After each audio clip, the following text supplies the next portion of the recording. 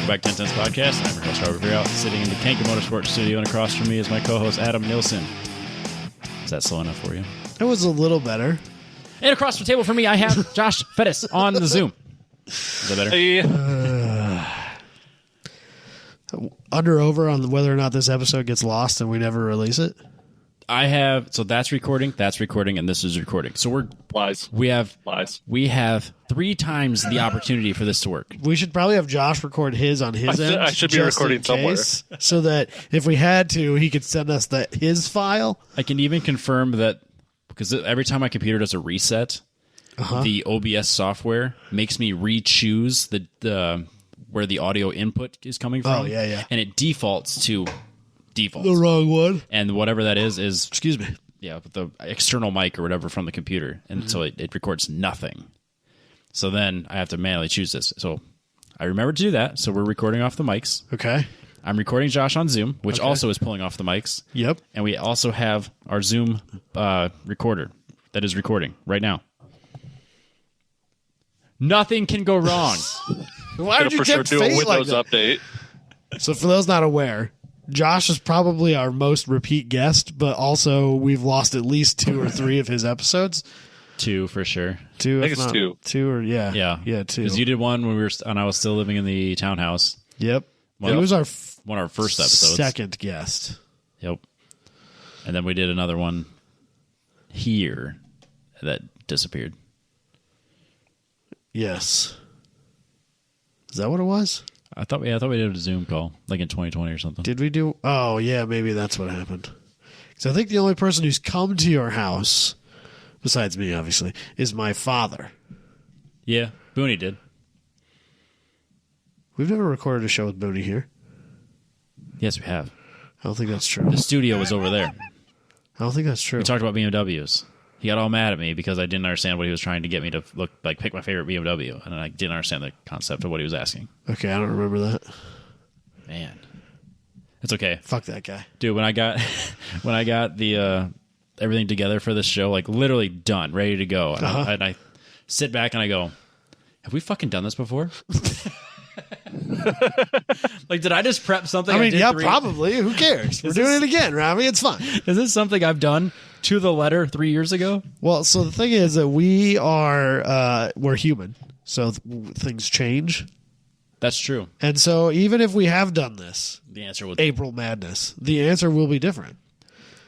The reason I thought that is because we did November Madness when we did. Yeah, when Chris Reister picked. Oh, he made us do FMK with all the cars we'd previously done. Previous FMKs. Okay. So it's like that, but we'll get there. Okay. And Josh is here to be the we needed a tiebreaker. Because there's no way we'd make this through it with 2 of us. No, for sure not. We need a third wheel, if you will. Yep. Perfect. So yeah, but we'll get there. It's fine. Should we talk about my van first? Because I fucking hate my life. Well, yeah, you bought a van. Well, I mean, there is. I mean, it's not like we didn't warn you. Yeah, before we knew that this was the before direction. I even start with this, all of you motherfucking Honda fanboys who are getting ready to text me about, your fucking Odyssey wouldn't have had that problem. First of all, I fucking hate that thing. Secondly, I fucking hate that thing. And lastly, I fucking hate that thing. So don't bother sending me that message. Did you get rid of your Odyssey? Not yet. Okay. Time to go back. No. So what does the Odyssey need? A ball joint. All the that front end stuff. Arm, okay. And a wheel. Oh yeah. Some sweet wheels. I just keep forgetting to order a ball joint and I just need to go to the junkyard and just get a wheel. I don't even care if it's the same one as the other 3. Just something that fits. Just another Odyssey wheel. Give me your cheapest wheel, and whatever tire that's on it is going to be the tire I'm selling it with. Because the one on the driver's side, that one needs replaced too. So it's fine. I trade you a Focus for it. No. Oh, you thought about it. I did think about it, but I don't want to Focus. I just want the cash. Dude, the other day. Also, your Focus is broken. I know that was where I was going with this. So I don't need another alternator problem in my fucking life. Are you kidding me? That's true. It's his karma because his alternators always go bad. Exactly. Dude, there's nothing I have replaced more on anything than alternators. Literally almost, I think, every vehicle I've ever owned, I have put an alternator in, at least one. So yesterday I drop off the SCCA scales with Nate because he's going to do a corner balancing day with a bunch of people. Okay. And so like he's like laughing, the Focus. I'm like, yeah, it's the best, all reliable. And you know what happens on the drive home? It broke down. The fucking alternator light came on, or the battery light came on. Good. So yeah, so I got to replace the alternator. But I suppose it's got to have like what, at least 100,000 miles on that I thing. don't have a sliced clue because I don't know how many miles are on that engine. Yeah, so like I'm assuming that alternator came originally with that engine. I didn't. Yeah, so it's whatever came on. So Yeah, plus, so it's got to be from 05. It could be brand new. I don't know. It's not. I can tell you that much. I mean, no, probably not. There's nothing brand new about that car. No, probably not. It gets me to work and back. But I was going to drive it to my parents' place this weekend for Easter, just to prove to Jess that it'll do it. And it let me down. I think I put at least 2, if not 3, alternators on the Cavalier, which was probably somewhat self-inflicted.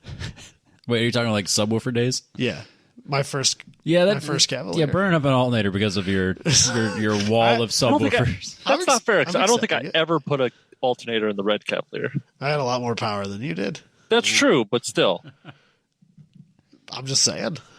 It was probably at least some level self-inflicted. I would assume so. But then I definitely put one in the Audi. I remember doing that. That may have been self-inflicted too, actually, because I put a lot of power in that. Say there's some decent power in that one too. I'll say you did do that. And then I got the Blazer after that. No, I got the S10 after that. Yeah. Oh, Josh, we put an alternator in the S10 once. Remember that? Oh, we did. It was Yeah. So we were in, it was Memorial Day weekend, Labor Day weekend. Springer fall, Adam. Solo Nationals. So fall. Labor Day. So Labor Day. Because that was back when Josh and I would always go to Spring Nat. This was even, or not Spring Nats, but Solo Nats. And this was before we were even doing, no, it wasn't before we were doing podcast things. Because I had the S10 at that point. Right. So this was either the first or second time we had gone. And I was in the lakes the night before. Yeah, as you do. As you do. And the fucking alternator went out on my truck. And so my dad came and picked me up, or picked the truck up with a trailer. And we took it back to Sioux City. And Josh met me in Sioux City, and we put an alternator on it at like fucking 1 o'clock in the morning so that we could get up at 6 a.m. and take it to Lincoln the next day. So Okay. I definitely put one on the S10. I've put like 2 or 3 on the Blazer at this point. Yep. I think you're on number 3. Yeah. I never put one on the Focus. No, I To be get fair. to. I don't think I ever put one on the Caravan. No, I don't think you did. I put one on the Odyssey, Yep. and probably gonna put one on the Chrysler in the next couple of months because Well, yeah. Now that's that you just put what I do. Now that you put it out there, Right. of course you are. Yeah, exactly. So, yeah, alternator things. Yep. I haven't put one on the Omni yet. You don't say. To be fair. Put a lot of distributor parts in it, Yeah. but not an alternator. Put a lot of things in the Z. So I don't want to even say it because I'm sure the truck's about due. The starter went out, so the alternator can't be too far behind. you've speaking of your truck, you've inspired my dad to look at half tons instead of 3/4 tons. Get the max trailering package. I think he'd do fine with a max trailering package half ton and a 24-foot enclosed trailer. Yeah, I mean, that's what he's got, right? Yeah. Yeah, I don't see why. Yeah, and like a 2,400-pound car or something like that. Oh yeah, that's It's more, not that heavy. and it's not like he's pulling all weekend, all the time. Right. Yeah. No, it's perfect. Exactly what he And needs.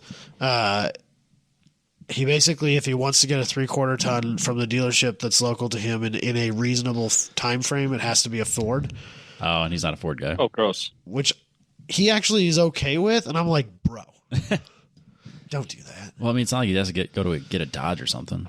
No, he doesn't want it. He has a Dodge at work and he hates them Yeah. See. because of that. No, the only complaint I would have is that from the factory it comes with delivery on demand. So, you got to spend $2,000 to replace that. I'm kind of ride or die Chevy truck at this point in my life for some reason.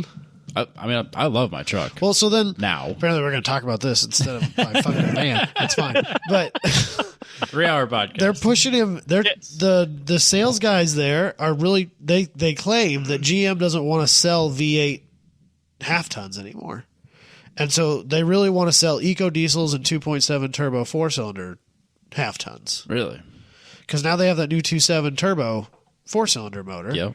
I mean, if it turns out to be a great motor, then sure. But the reason my dad wants to buy a truck now is because he kind of wants to buy a brand new one. Yep. Is because he kind of just wants to buy the last one I get that. for him Yeah. and just be done. Yes. You know.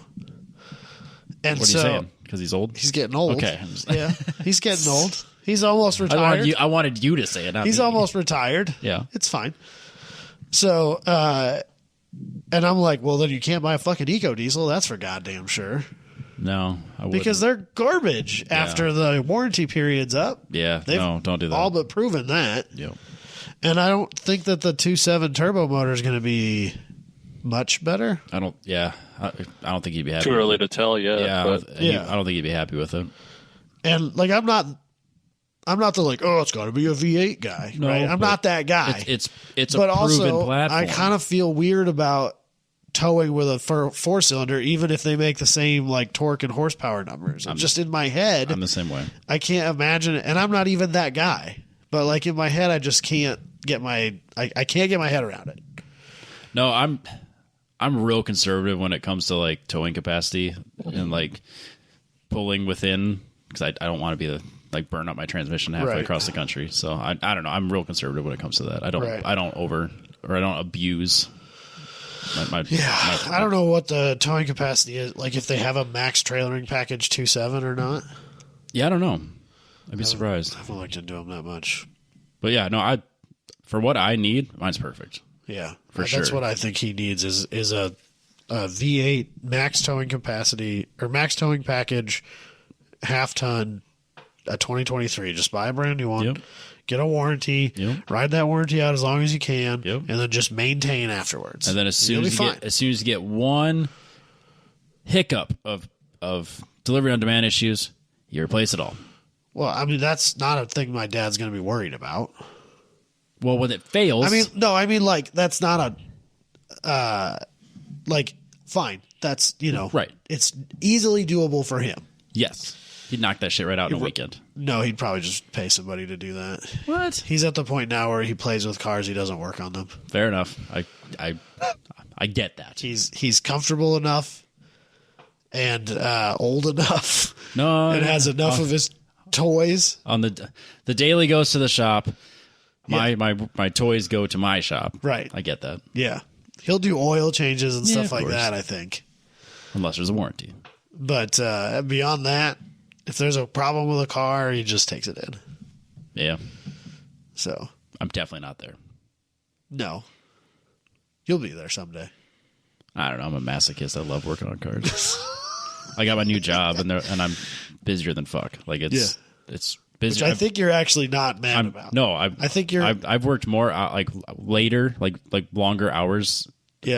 Every day since I've started this new job. I mean, we're talking like half hour. Whatever. New position at the same place. Yeah, new position at the same place. For the record. So, but it's people are like I can't. Like that's so much more work, and it's gonna be like way more challenging. Like that's what I wanted. That sounds great. That's what I wanted. Yeah. I didn't want to be a manufacturing engineer anymore. I wanted to be a process engineer. I want to deal with technical problems. I don't know what the difference is. Those both sound. Manufacturing engineers deal with personnel and shop floor people. Welding process engineers deal with welding. And the Robots. welders. Yes, The and robot lasers welders. and lasers and robots. Yeah. So instead of having to deal with the picky people on the shop floor, I get to deal with the welders. We're fucking amazing. Like human welders? Human welders Oh, as well that's what I'm as asking. well as the lasers. So there are human welders. Yes, Okay. it's amazing. Good. I'm glad. And you're I get to happy. penetrate metal with other metal, and that's my job. Bobby gets to talk about penetration at work in a non-ironic way that won't get him sent to HR. Yep, I get to talk about penetration all day. Then when he comes home, he talks about penetration even more. Yeah, that's the whole always type of conversation, though. Just keeps going. Good for you. I fucking love it. I'm genuinely happy that you're happy, Robbie. Like I truly am. We've been fighting this issue with these welds, and like it's a very challenging weld. It's a very, very challenging design on the laser, and it's not really intended to be on the laser. And we had like this huge breakthrough today on like a design change and like some gas fixturing stuff. And it's like I had a meeting at 2:00 with all the people from Canada that I had to like give updates to. Yeah. And I was like, look what I did. I'm like so pumped about it. Oh, it's months and months and months away from being like production ready, but it's just like, look what I did. It's like this is almost big ready. Step. That's good, Robbie. That's good. So yeah, every time I have like a good weld, I'm like a kid in a candy store, like, look what I got. Look at this. It's beautiful. Max penetration. Oh, it's like jewelry. It's like the parent, we'll put it on the fridge. Yep. There are people that I go to like on a regular basis, and I'm like, look what I did. And I'm sure those like, yeah, good for you. Who cares? Cool, Robbie. I'm trying to fucking work here, bro. But I'm excited about it.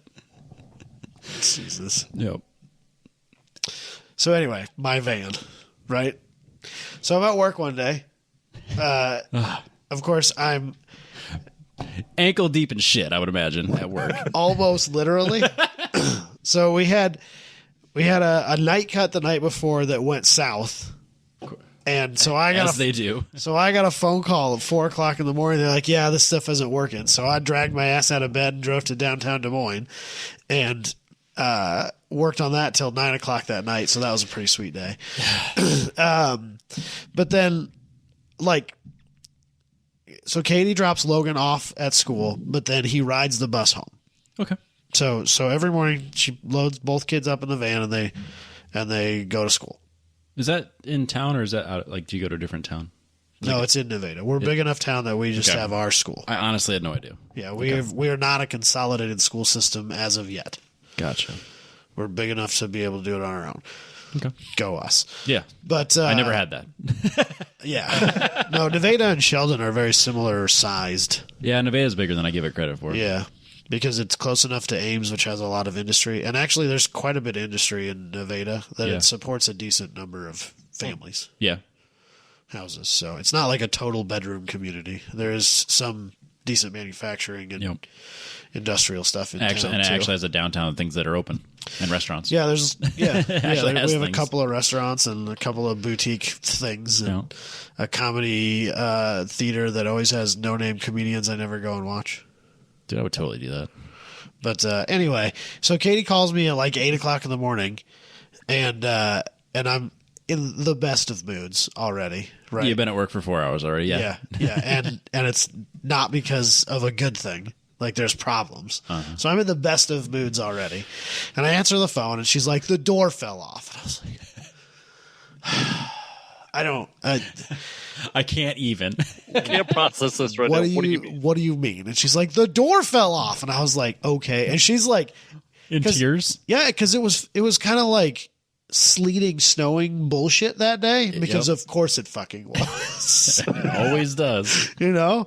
And so, and I was like, what do you mean the door fell off? She's like, it fell off. And I'm like, what door? You know, like the Logan sliding door. Like, so you're sitting here like fingers crossed.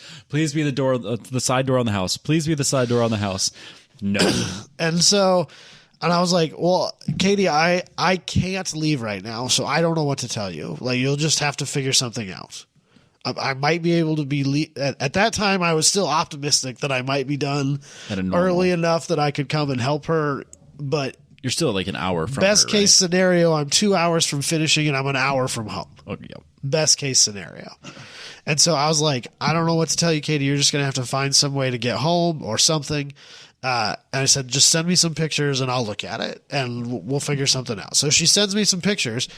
Oh, she also told me at that point that the window had been broken out. Yeah, the rear window got smashed out. So what happens is, on the Pacificas, is that the rollers that go back and forth in those hinges or in those channels, eventually they wear out. The bearings and the bushings on the rollers wear out enough that they become misshapen enough that they will not stay in what is basically a garage door track, if you will. Yeah, that's a great way to describe it. Pretty good, honestly, representation of that. And then it falls out.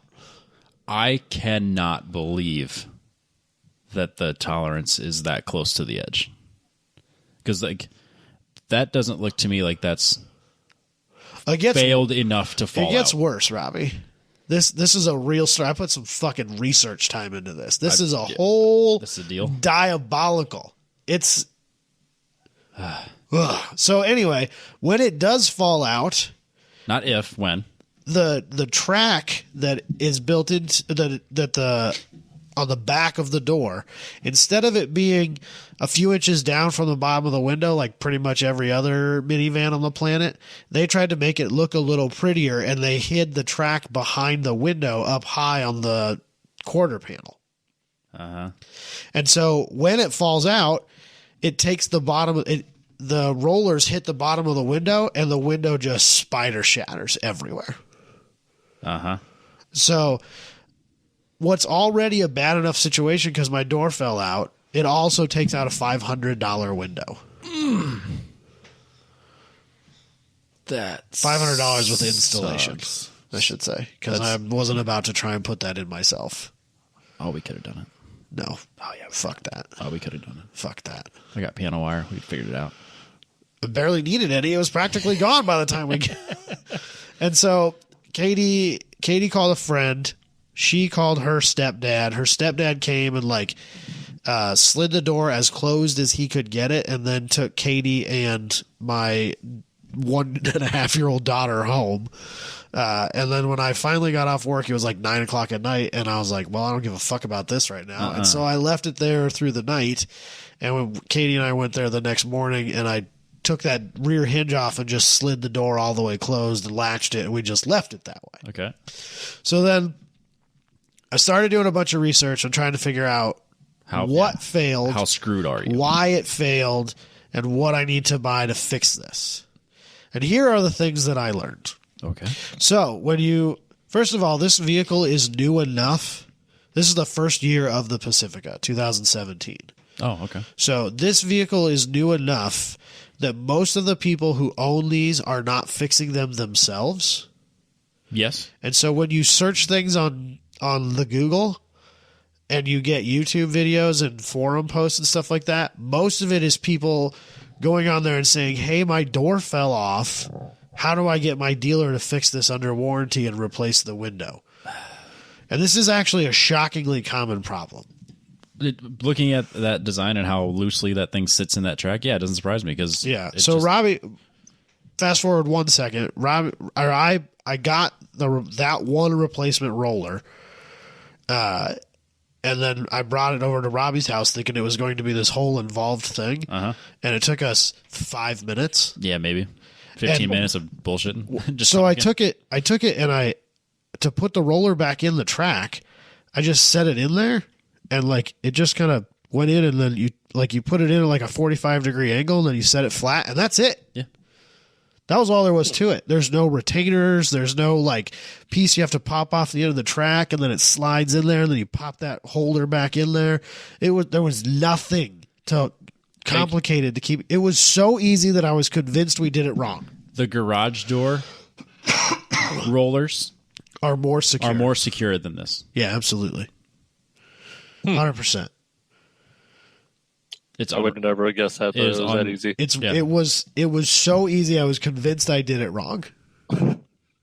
We actually double checked it. Yeah, and when we got I had the glass place claim that they had to be able to open the door to replace the window, which I found mildly dubious. Yeah, it's weird, but whatever. So Robbie and I replaced the roller, and then by then we had the window all cardboard and taped up because the window had it had spidered so badly that most of it had fallen out entirely. We'd be driving down the road and you'd hit a bump and you could hear it just fall. It was the worst. And so by that point I had put cardboard in there and taped it all up. So it was basically tinted with apart. Tape. Yeah. Yeah, exactly. And so we didn't use it after that. And then when Katie got the window replaced, she's like, I'm not using that door until you do it. Yeah, she's terrified because if you push Yeah. the button once, another $500 mistake. She was like, you're opening the door the first couple times so that when it falls apart, you can't get mad at me for it. And I was like, that's fair. I'll give you that. So I all opened been it, there. and so far it's been fine. It's been flawless. But so anyway, here's what happens. Here's how I got to this point. Okay. So when I was doing my searching and I'm digging through old forum posts, there were a bunch of people complaining about the door closing most of the way, then stopping and opening itself back up again. Yep. And so what happens is there is a system inside of the motor that opens and closes that door that monitors the amperage draw of the motor. And the harder the motor works, the more amperage it will draw. And what they did is they have a limit, and when it exceeds a certain amperage, it assumes that there is an obstruction, aka a small child, Yep. and it reverses. Yep. And what happens is everybody was having trouble with them being too sensitive, they thought. And so, Chrysler... They weren't crushing the child's arm just Right. enough. Yeah, it wasn't crushing the children enough. Okay. And so what Chrysler did is they released TSB and a programming update for these. And from what I read online, if your van was still in warranty, so because this was not a recall. Right. This was a voluntary thing. If your van was still under warranty, you could take it into the dealership and they would do it for free. And if your van wasn't under warranty, you could take it into the dealership and they would do it for like $48 or something weird. Okay. And what they would do is they would raise the amperage limitation of the motor just ever so slightly Okay. so that it would open and close more correctly. What turned out was actually happening here is that those rollers were wearing out, and so the door was starting to sag on itself inside of those tracks, causing more drag than what the system was initially designed to handle. Uh-huh. And so what was happening, people thought it was just being sticky and difficult, but what was actually happening is that the rollers were wearing out. And by increasing that limitation, instead of fixing the problem of the roller, we just kicked the can down the road until the roller fails entirely. Huh. That's what happens when you don't do a root cause analysis, Adam.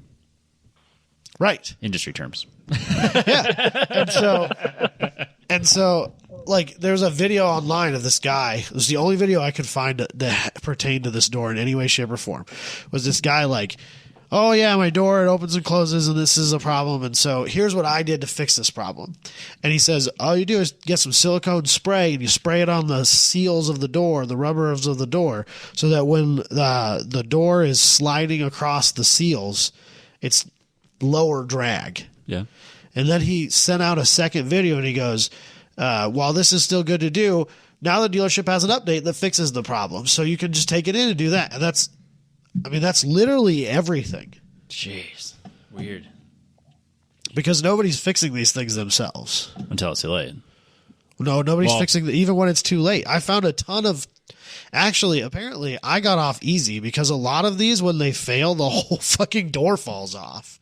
It mangles the other two hinges and then... Yeah. Ugh. Or if like the top hinge is the one that fails, the door falls out. And since that center hinge is so easy to take out, it falls out, and then that bottom one can't support the door, and it just falls on the ground. Yeah, yours didn't hit the ground, so No, mine never fell off that far. It did scratch the paint a little bit, but it wasn't that bad. that's not too bad. No, Not the end of the world. So yeah, basically, people, as the car got older, started to have a problem, and Chrysler, instead of looking into what was the real reason that these doors worked fine for 6 months, 2 months, a year, whatever, and then started to not work very well, instead of finding the actual problem, they just increased the limit of the motor, and then now your rollers, when instead of just starting to sag and then replacing them, they work fine until they don't. And then they fall apart. And then best case scenario, you only lose the back window. At $500. Because if the whole door falls off the van It seemed like a lot of times it took out both windows. Oh, yeah. And I read more than one time where it fell on the kid. Jesus. Yeah, I suppose. And that is not a light. That is a power window heavy fucking door. Like, I'll bet you that door is 100 to 200 pounds. Easy. Oh, yeah. Falling on a 50-pound 6-year-old. You can do some real damage. Yeah. That's lawsuit material. That's why I can't believe that was the fix and that there hasn't been a lawsuit and a recall. That's weird. So what I ended up doing was buying all of the rollers. Smart. And I realized that longtime listeners are going to be like, there's no fucking way this is real. That's great. He's got all the rollers in his garage. But, yeah. So like, it cost me $340 to buy all 6 rollers. And they're supposed to be here today or tomorrow. They didn't show up today, so hopefully they're here tomorrow. I'm going down to my parents' house this weekend, and my dad and I are going to swap them all out. Yeah, so I think if it goes as well as the one that we did, then you just So the other 2 are definitely harder. For sure. Because the bottom one, I got to figure out how the motor attaches to it and all that stuff. And both the bottom and top ones, I have to remove trim panels and shit like that to get them off. Gotcha. So there's definitely going to be more work involved in that. But well, Adam, I believe that you'll be able to get them off. I'm going to fix it. All right. Before it becomes a problem again. I'm proud of you. I'm proud of me too, Robbie. By the time we do another show, next week, 2 week, 3 week, whatever, who cares? No, see what's going to fucking happen here, Robbie? That fucking hinge was supposed to be here yesterday or today. They didn't call me yesterday or today. So they're going to be like, oh, yeah, the one hinge that you need is back ordered. And I'll be like, fine, give me the rest of them. All of them. Whatever. Give me the rest of them and call me when the last one shows up. And it's not going to show up for 6 months. And the other fucking door's going to fall off. I hope not. I really, really hope not. Because guess which one is the one on back order? The one that everyone needs. The middle roller that failed on the other side. Yeah. Because the middle roller is not side specific. Oh, yeah. Okay. There's just one.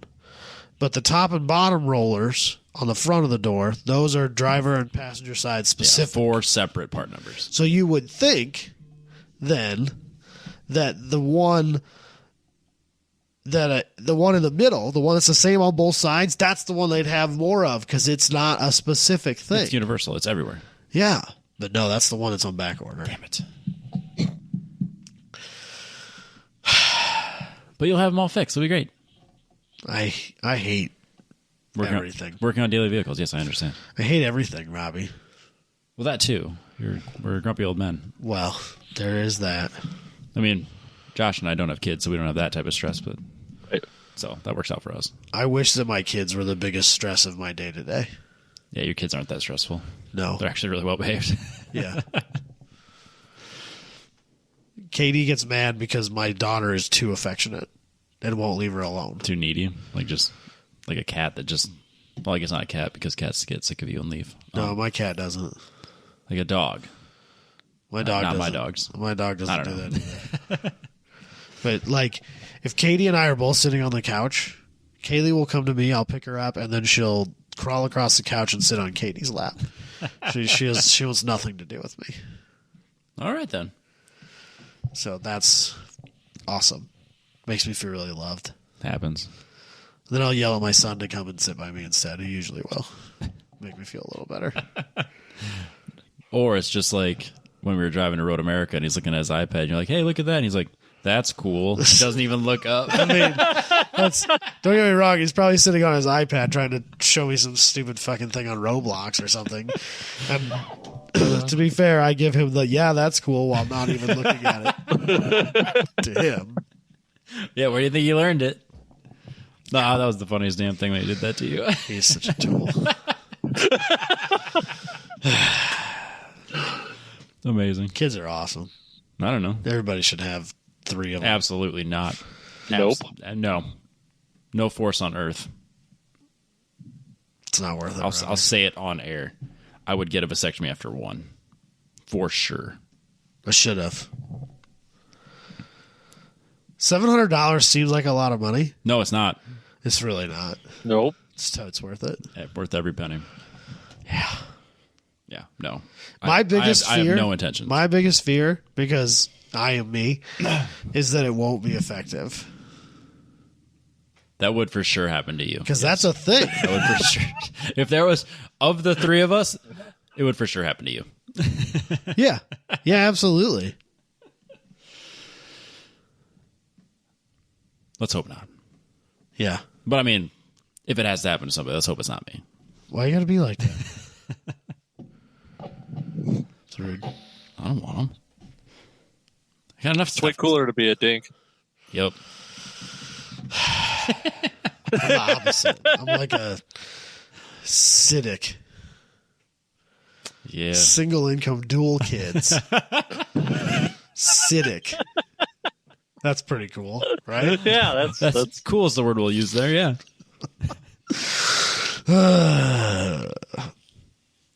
Sucks. Yeah, dink life for life. It's nice. Yeah.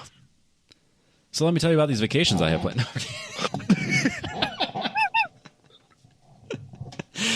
Oh shit. But that's enough on life.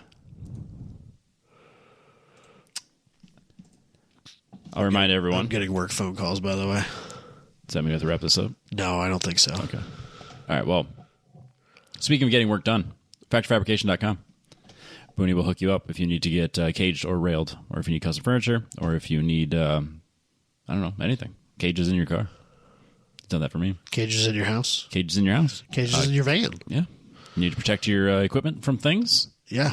or if you need to, whatever you need to put a cage in your house You need for. to protect your things from people or your people from things. Booney can help you. Yes. There is always a reason for a cage. Always. That's fair. I currently have my ballast weight plate at him right now to get made. When are you going to get a handrail out there, Robbie, in the back? Oh, the one safety violation I got during my home inspection? Yeah, so that your poor old grandma doesn't fall and break her hip at your wedding. She didn't fall. It's a miracle she didn't, Robbie. For how muddy it was? Yeah, it kind of is. Maybe Yeah, if we about that. entertained ever, I would think about it. You should have him build you a dock. That has been discussed. That would be dope. I do want a dock. You need a dock, Robbie. A fishing dock. A fishing pier, if you will. will. When Jess was pushing hard for the cement patio, I really didn't want a cement patio. I wanted to talk her into. And now you have a cement patio. I have a cement patio, but I was more in What's on that the like? I was more in on the on a dock because she wanted that too. Yeah. I was like, well, the cost of a dock would be less than the cost of a patio. You got a patio and an above ground pool instead. Yeah, but now I'm definitely gonna get a dock too, so now I get both. All right, that's fair. Yeah, that's not. Robbie bad. got a raise. Now he's getting a dock. Ooh. It's true. I mean, the race part is I don't know about the dock. You getting a dock, Robbie? We could build one in a weekend. Oh yeah, Let's do it. I've looked into it. Like it's not that like you can get those like kits that. Yeah. It's not that hard. I'll come down here and we'll put a dock together, and then I can fish off of it. You can fish. You I can got go a fish anytime you want. I got an Iowa fishing license. I'm so proud. You're of out of control. I'm out of control. You don't even know. There was a year that I had an Iowa fishing license and a Minnesota fishing license. I may or may not have been looking into conservationist jobs Okay. because I just like nature things. I know, That's where I'm at in my life right You've now. been catching salamanders and releasing them. I understand. I haven't caught a salamander yet. You have in the past. Years ago. Worst pets ever. People don't by the forget, way. Adam. Worst pets ever.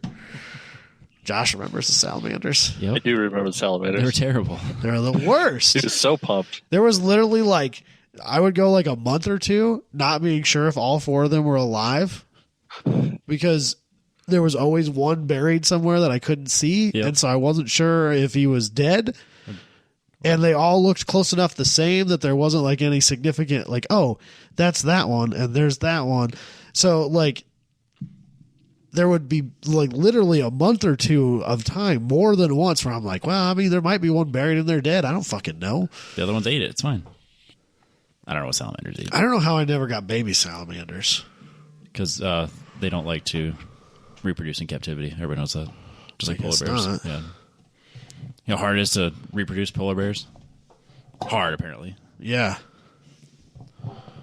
But yeah, If you need to get a salamander cage made out of metal, factoryfabrication.com.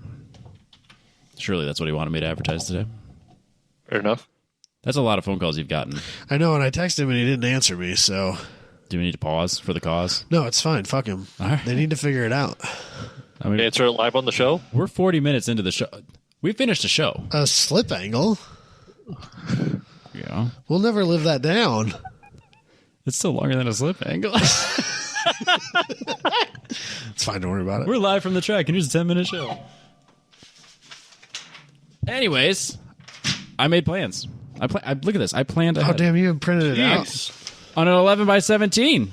Look at that. It's too bad that Josh can't see it. I sent it to him. I got it up on my I saw computer. it. We're good. All right. So, what is the inspiration behind this, So- Robbie? Tell me how we got here. We'll take a full step back. Uh-huh. So every March, mid-March, there's this tournament for basketball, for collegiate athletes. Uh-huh. And it's the top 68 teams in the country. What? See, I wasn't going to go down this path. I should have just said 64. Don't go down this path. I don't care, Robbie. No, I have to. No, you don't. So they have what they call the first four in and the first four out. So it's a play-in. So before the tournament starts, they have teams that play each other for the rights to be in. So it's 2 16 seeds play against each other, and the winner gets to play the number 1 seed. And then there's also an 11 seed. I've never understood this, why it's an 11 seed. But every year there's like Okay. 2 11 seeds have to play each other to get in.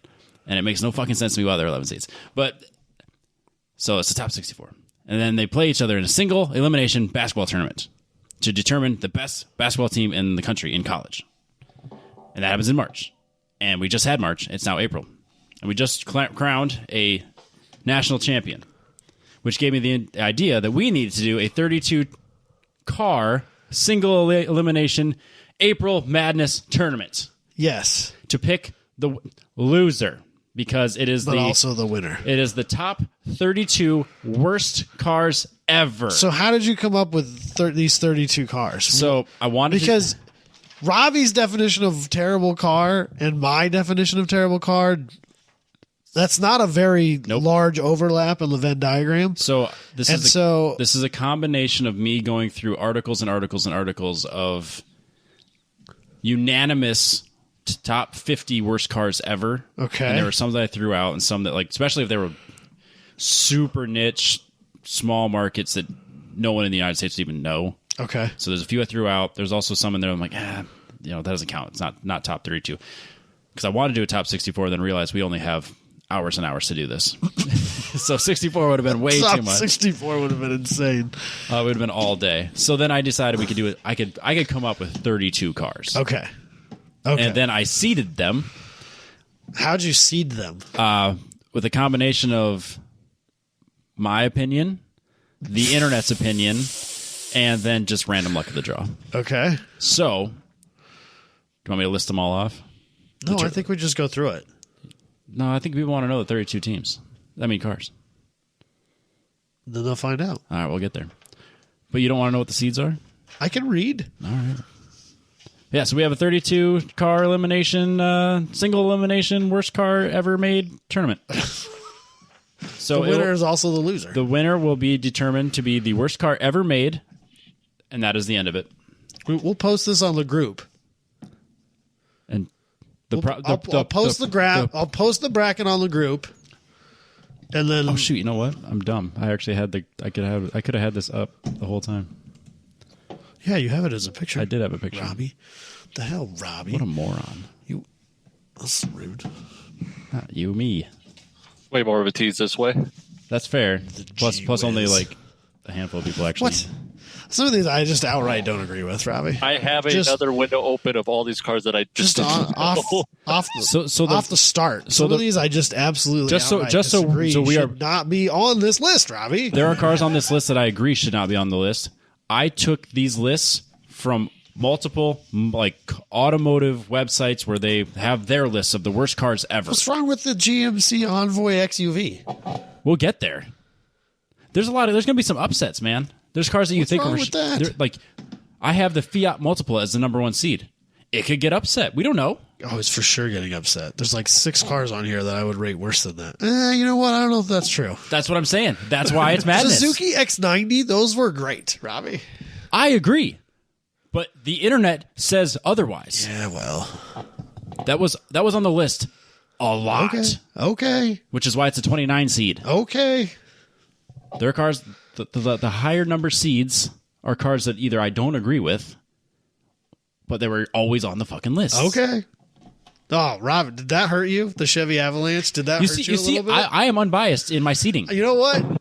Credit where credit is due. I'll give you that one. The Chevy Avalanche, while I did give it a 30 seed. Well. All right, fair enough. It's on the list, even though I will argue until I'm blue in the face that it shouldn't be. Okay, fine. Let's just get into it. Let's get into it. Yeah. All right. That's what we're here for. All right, so this is going to be really hard for me. How about you read them starting here? Yeah. The number is the seed. Yeah. So okay. So do I go like here to here to here to here? We'll go just going down the left and then down the right? Down the left and down the right. And then we'll just keep coming in? Yep. Okay. I also have a pen. Ooh. I have to write? That's disgusting. Otherwise, you can do pictures, I guess. We can swap. No, that's too much work, Robbie. That would be really hard to swap. I understand. I'm a little concerned because my coworkers are not texting me back. If it was that important, they'd call. Well, they're doing they're in Centerville, which is not a close by place, doing some maintenance work. It should have been really fucking easy, and they started at 5. I would expect them to be done by now. It's fine. What could possibly go wrong? This is management things nobody fucking cares about. All right, so the number 1 seed, as we've already discussed, the Fiat Multipla, which is not a car we get here in the United States. Thank God. Also, a car that Mr. Kevin Lawrence himself wants to import. I bet it can't be that hard to import one of these. They've got to be worth $3. Well, and they made like 30 billion of them. What really upsets me is that back door is not sliding. Where would it slide? There's nowhere to slide. I don't care, Ravi. It looks like a van. It should slide like a van. It looks like a fully functioning door is what you're saying? It's because, sliding doors are apparently not my thing. As much as I don't want to give them up. You know what? My Lambo doors never did this to me. The only problem I have with mine is when E-Man opens it and then breaks my A-pillar. Yeah, that's fair. That's not the door's fault. No, it's not. It's just rude friends. Yeah. You go out first. Out first, then up. I don't know. Oh, I'm aware. I've opened hundreds of That's them. why when we do super grid things, you're in charge of door opening. Ooh, I didn't even think about that. That's interesting. Oh. You know you can bleed off some pressure? Huh? So that the thing doesn't snap open so fast. It's fine. Well, the problem is I gutted the door. I know, but so that's what Jabay did. He let off some pressure in his hydraulic shock so that it doesn't have as much lift power. It's not a bad so idea. it'll hold itself up still, but it doesn't snap up. Not a bad idea. I don't know how you do that. I'm not going to mess with it. But you can ask Jabay. Yeah, if it ever comes up, eventually, maybe I'll do it. That's a thing that or if it becomes a problem. take time out of his very busy schedule at Midwest to help you with that. I'm sure of it because that's just the kind of guy he is. Probably not at Midwest, but yeah. You'd feel terrible asking him I won't for ask it, him at Midwest. but he would do it. Yeah, maybe he can describe it to me in a group message. Fiat Multipla against the 32 seed, the Chevy SSR. See, the thing about the SSR is just just poorly executed. I don't like it, but there's nothing inherently wrong with it. You could get it with a 6-speed. It had an LS. It was rear-wheel drive. Like, yeah, it's not my thing, but there's nothing especially wrong with it. It's one of those things where they tried to be retro and go like an old design, and then it just didn't work with modern safety. Yeah. But yes, the everything below the body, great. I really can't argue with that. But yeah, this is another one that shows up on the list unanimously in the worst cars ever lists, and I had to include it. No, I get it. I don't like it, but the Fiat Multipla, I thought Michael, rest in peace, had it perfectly described. He goes, it's like 3 people were told to design a different part of the car and then just put it together without talking to each other. Yeah, because the front doesn't really work with the windshield, which doesn't really work with the back. Yeah. So all of this being said, have you Googled images of a Fiat Multipla? Yes, of course. Why? Why do you got? You some, see the options you get Is there some because sweet it will ones? make you change your mind. Is there some sweet ones? There's some fucking rad ones. On All right, Well, some of the older Fiat Multiplas don't look so terrible either. all right. So Oh, what is that, You talk- Robbie? are you- are you- Okay, yeah. What is that, Robbie? With 1,000 horsepower V8? Now we're talking. See, this is just more proof. This doesn't count. This doesn't. This is more proof that what Dalton Klein. I don't want to give Dalton any too much credit for saying anything smart because that's not on brand. just so for we're him. clear. Broken clock is right twice a day. That's fair. But Dalton is right about this. Everything looks cool when it's made into a race car. Yeah, it does. It does not matter. No, it doesn't. The Everything worst- looks cool. When The you make worst car in the it. world. I mean, yeah. But yeah, when you put It looks box flares sweet on it, yeah, with a Yeah, you white put body. box flares and a wing on it. It looks sweet. yeah. If you make it look not like a Fiat Multipla, that's how you make it look great. That's fair. yeah. That's fair. Highly customized cars don't really count towards your choices here. So we have to look at stock for stock. Yep, that's the problem. And at the end of the day, I'm going to take a V8, an American V8. Dude, that stanced one's kind of dope too. Again, it's not even real. Is that the Chin's car? There's no way that's a real car. That's the Chin's. Do you know the Chin? Do you remember the Chin? He was a superhero for some stupid You cartoon. talking about the Crimson Chin? Yes, Yeah, on that's his. That's his. Fairly Odd Parents. That's his ride. I'm picturing Bottom Tooth guy off of what's his name? I can't think of his name on Family Guy. That's his ride for sure, man. Are you kidding me? But yeah, it's got a gigantic splitter and wing and Box flares. box flares. Yeah, it doesn't matter what car you have that on. I can make the Ford Focus look great. Ford But there's Focuses not look people sweet doing- with WRC kits on them. That's what I'm saying. But there's not people putting box flares on an SSR. That's because they're already box flared. They're just not. Are you voting Fiat Multipla? Judging by Oh, those wait. pictures, No, you'd be voting SSR then. yes. You think the No. 32 seed is worse? If we would go by those, now you're just going by stock cars. You have but to if go we were by going stock by cars. modified ones, No, we're not doing But modified. dude, a slammed SSR would look kind of dope. Yeah, you could make an SSR look amazing. I mean, no I feel one's like done a it. slammed SSR. Just like I think nobody does it. a Stance Broad Prowler would be awesome. See, I saw it at S10 Because they have Extreme today. Open with fenders. Yeah. That'd be dope. We got to go stock for stock. I know. So, But, but- if but- I could get a V8 and a manual, that's the one I'm picking. I think my biggest argument here is like if these both cars are sitting outside and you have to drive them from here to James Chartres in California today. Oh, I'm taking the SSR for sure. The SSR through the Rocky Mountains on a beautiful July afternoon would be a wonderful experience. Adam, it's April.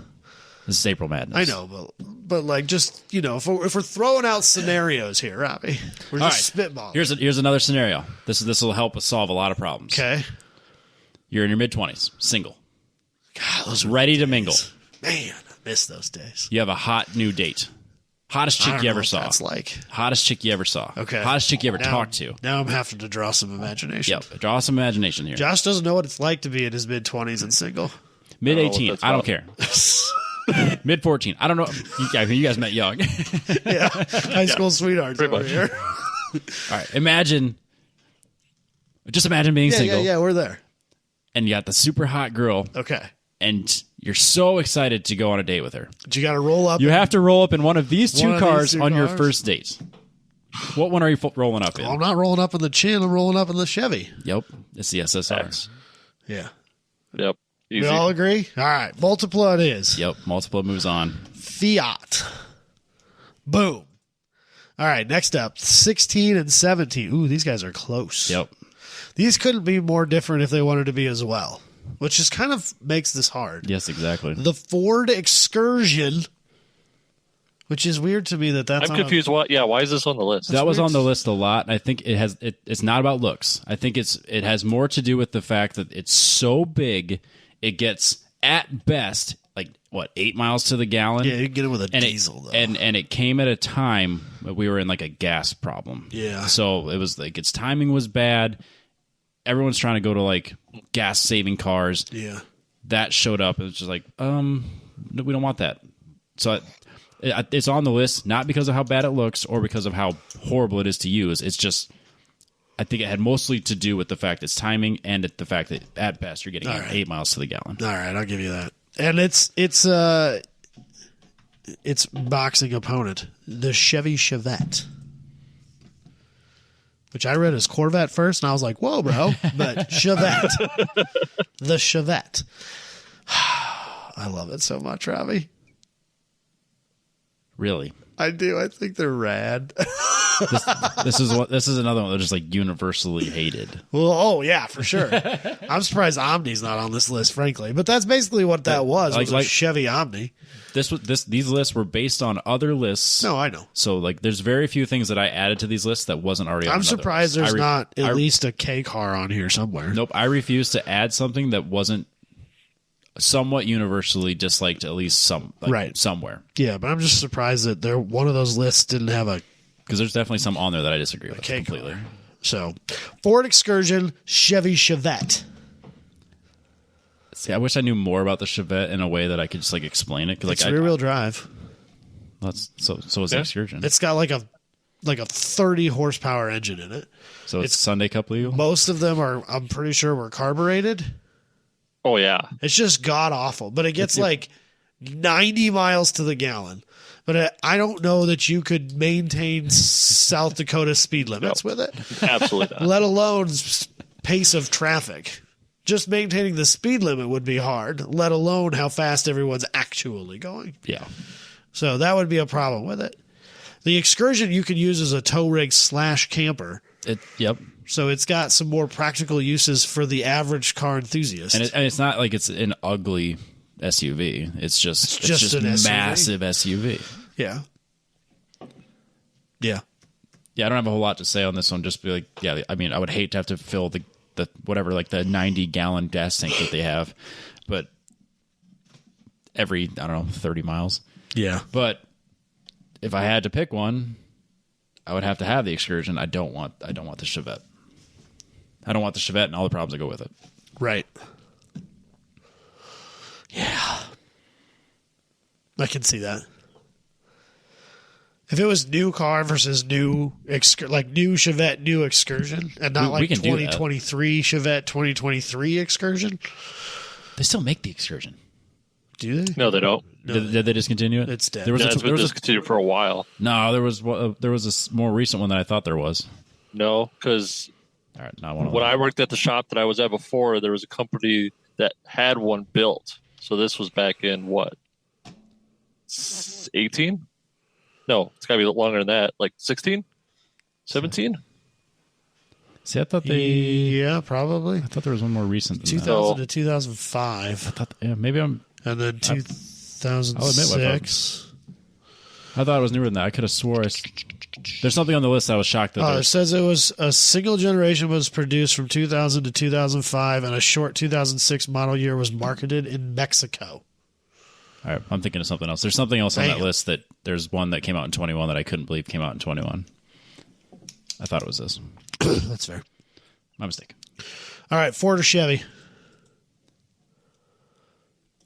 What do you think, Josh? It hurts me to pick the Ford, but I think I have to pick the Ford on this one. That diesel life? You can get the Chevette in a Oh, manual. for sure. You can get the Chevette in a I manual, know, Josh. I know. I know how you are about Mr. Manual over there. I know, but With your dink life and your all-manual fleet. the Excursion is way more practical. Is it, though? Because you have a long commute. The Chevette gets like 60 miles to the gallon. That's fair. You'll have but to then leave 15 also, minutes earlier, but I it's was fine. just going to say, I'm going to be annoyed because I can't do 85 down the interstate. It's really sad when he has a fit for a daily and the Chevette is too slow. So, all right. Chevette moves on, Is that what it is? unless you can convince him otherwise. All Nope. right. I don't think you're going to do it. Damn it. Good effort though. Fine. All right. 9 and 24. I don't understand why these jump around so much, Robbie. Because you start. Why is 1 and 32 and One- then 16 and so- 17 and then 9 and 24? It doesn't make any sense, Robbie. let's math this out. Your best plays your worst. Yeah, I've never and then understood that. And then you work your way towards I know, the but middle. shouldn't it be 1 and 32, and then 2 and 31, and then 3 and? Oh, you're complaining about the order of the bracket? Why is it this order? It feels What's weird. on the other side? Now look over here, and then look over there. How did we get from 1 and 32 to 16 and 17 to 9 and 24? I don't know. Fucking math. I don't know. Anyway, the Tata Nano. I don't know that I mean, I know what it is, but like, okay, wow. Okay, so that's like a little smart car sort of thing, but not even as good as. There's nothing smart about it. It's not even as good as a smart. It's probably an EV, isn't it? It has to be, right? Is it? That or it's got like a cylinder. Or the Chrysler PT Cruiser. Scott Robertson's favorite car of all Oh time. my goodness. He is The PT GT. he is getting onto the consortium right now. Just like, are you fucking kidding me? Hey man. We didn't, It's a 20. it's 24 it's a seat. 24 Yeah, I seat. mean it's not the worst. yeah, the PT loser. But if you had to pick a matchup, It's got a Watts link in the back end. You can get it with a turbo and a 5-speed. It's basically the same motor that came out of the SRT4 when you get the turbo one. That's pretty cool. yeah, you know what you get in the Tata Nano? No, I don't actually. No. 1.3 liters. I don't know.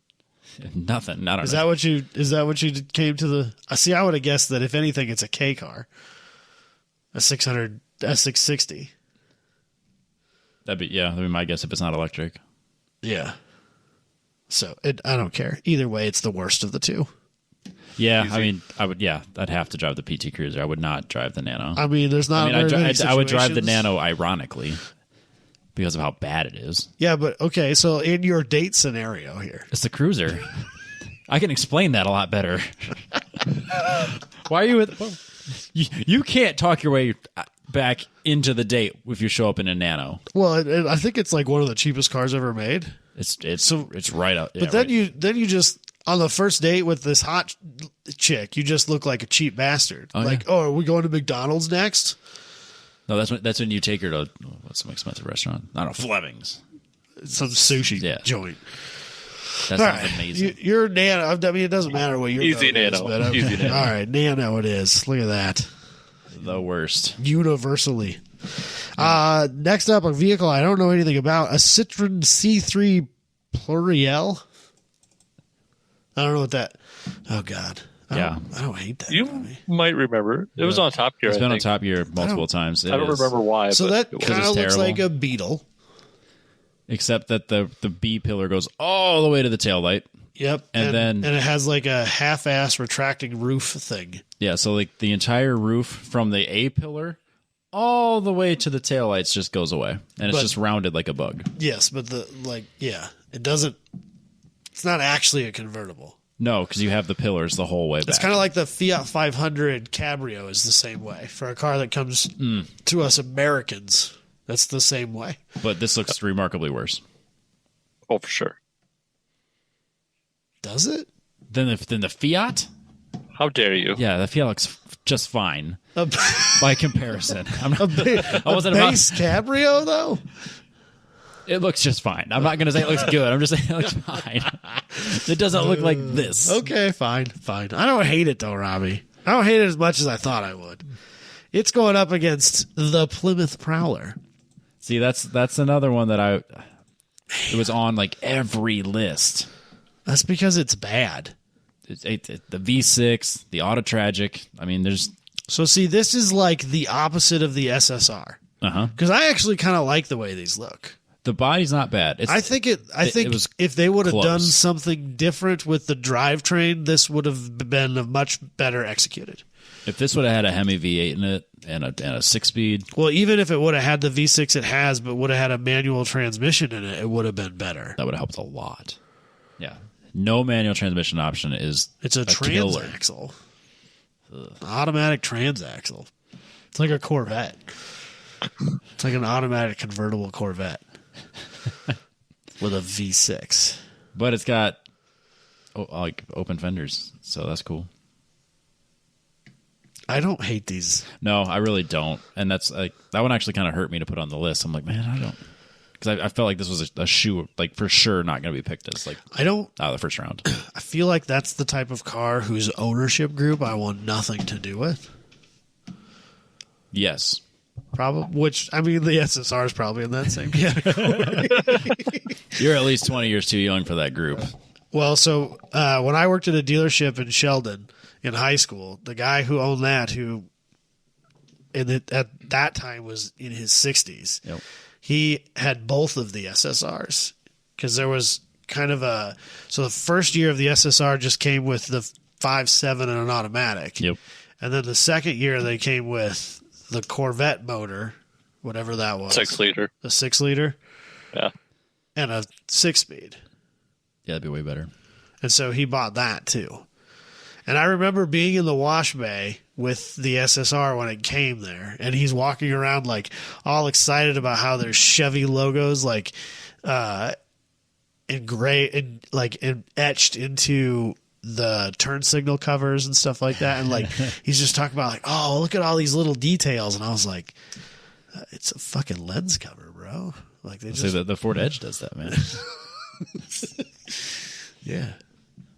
Yeah. So. No, I don't know. Which is funny that the Prowler is on posters in people's rooms, but at the same time also on the top 50 worst cars lists. I don't think it's on posters anymore. Definitely not anymore. When it came out, yes. When it came out, I think it was. And then people realized it's like, oh, this thing's kind of garbage, yeah. isn't it? Elementary school kids had folders. Yeah, I'll give you that. I probably did even. I want to say I did. I think the Citroen's the worst of these two. I would say easy. Without question. Okay, well, that's good. At this battle, yeah. Citroen. C3. All right. So then after, I don't understand how this math works, Robbie. 4 and 29. I need to know the cars' names. I don't have them in front of me. The Ford Mustang 2. Just Ford Mustang. Well, I mean, but the Mustang 2 especially. Robbie picks the best of the I tried to pick a decent picture. I mean, Also, have you tried to save any pictures off the internet? it's hard. They all these save as days. web pages now because I everyone's know. got, Yep. saving shit. I know. And then up against, I mean, one of the greatest cars on this list, the Suzuki X90, which is this little two-door Beauty. SUV. Sporty SUV. Yeah. It It is. puts the sport in sport utility vehicle, really.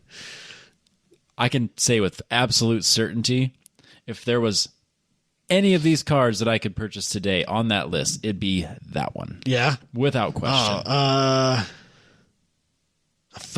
thought maybe it's not on here. There is some others on there that I would consider, but yes, this is the top of the list. If I had to pick, There's one over there on the other side that I have some controversial feelings towards these days. good. We'll get there. Yeah, I mean, I'm all in. I on think the this is X90. obviously the Mustang. Yep.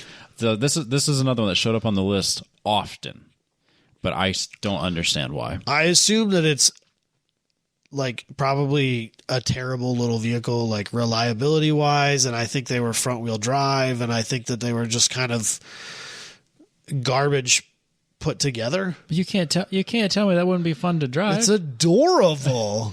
I would have a blast. Dude, you in couldn't that wipe thing. the smile off my face on that There's little no fucking way. thing. No way. It's so hilarious. I would have my foot to the floor. I mean, barely moving. But like, waving at everybody driving down the road. It'd be so good. Yeah. Target tops. It's Get out of it's here, amazing. man. It's awesome. But yeah, the Mustang 2 is just hot garbage. Yeah, Mustang too, for sure. Yep. Yeah. All right. Look at that. This is another unanimous one. Ooh, Robbie, this is a tough one. Actually, there are some matchups 13 and 20 here. This is actually a toughie. The AMC Gremlin, which I think are rad as fuck. I do not think They're rad. I do not Dude, think they are rad. So good. This is love it. this is a very polarizing car. I love it. And then the DeLorean DMC-12, which is objectively a terrible car. Yes, It's cool as hell, but the But- only reason that it's even remotely cool to most people is because it's the the Back movie. to the Future car. the only reason it's popular is because of Back to the Future car and because of the story with all the cocaine. John DeLorean. I mean, yeah, I suppose because that's what. Because you, of all people, can understand loving a car because of the story, not because of the car. Yeah, because it has a terrible drivetrain in it. It's And got it's made some out- it's- terrible Renault motor in it. And it's made out of stainless steel. It's made out of stainless steel, and if it gets dented or dinged or screwed up, you're fucked. There's no fixing that. No, there's not. And it's not good looking. I mean, the gull wing doors Agree to disagree, Robbie. the gull wing doors are fun, but that's it. Oh, they're the best. But they're not good No. because you can't get out of the car if there's a car parked next to you. Yeah, they go up, but yet somehow go out. Yeah.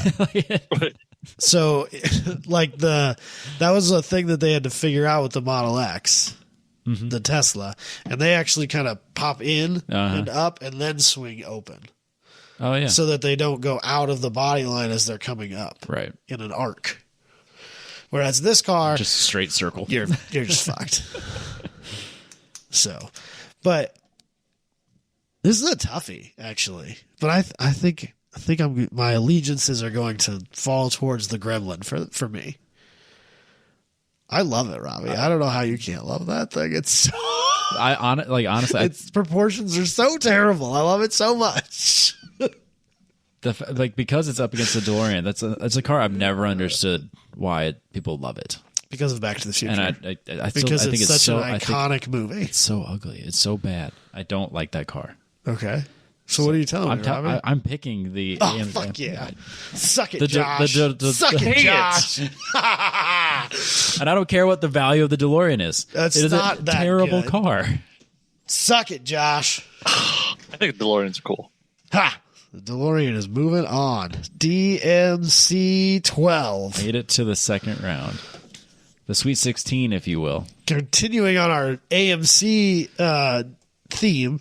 That's a weird matchup. The AMC Pacer, which is another great car, Robbie. It's only great because of Wayne's World. Fuck yeah. That's the only reason. I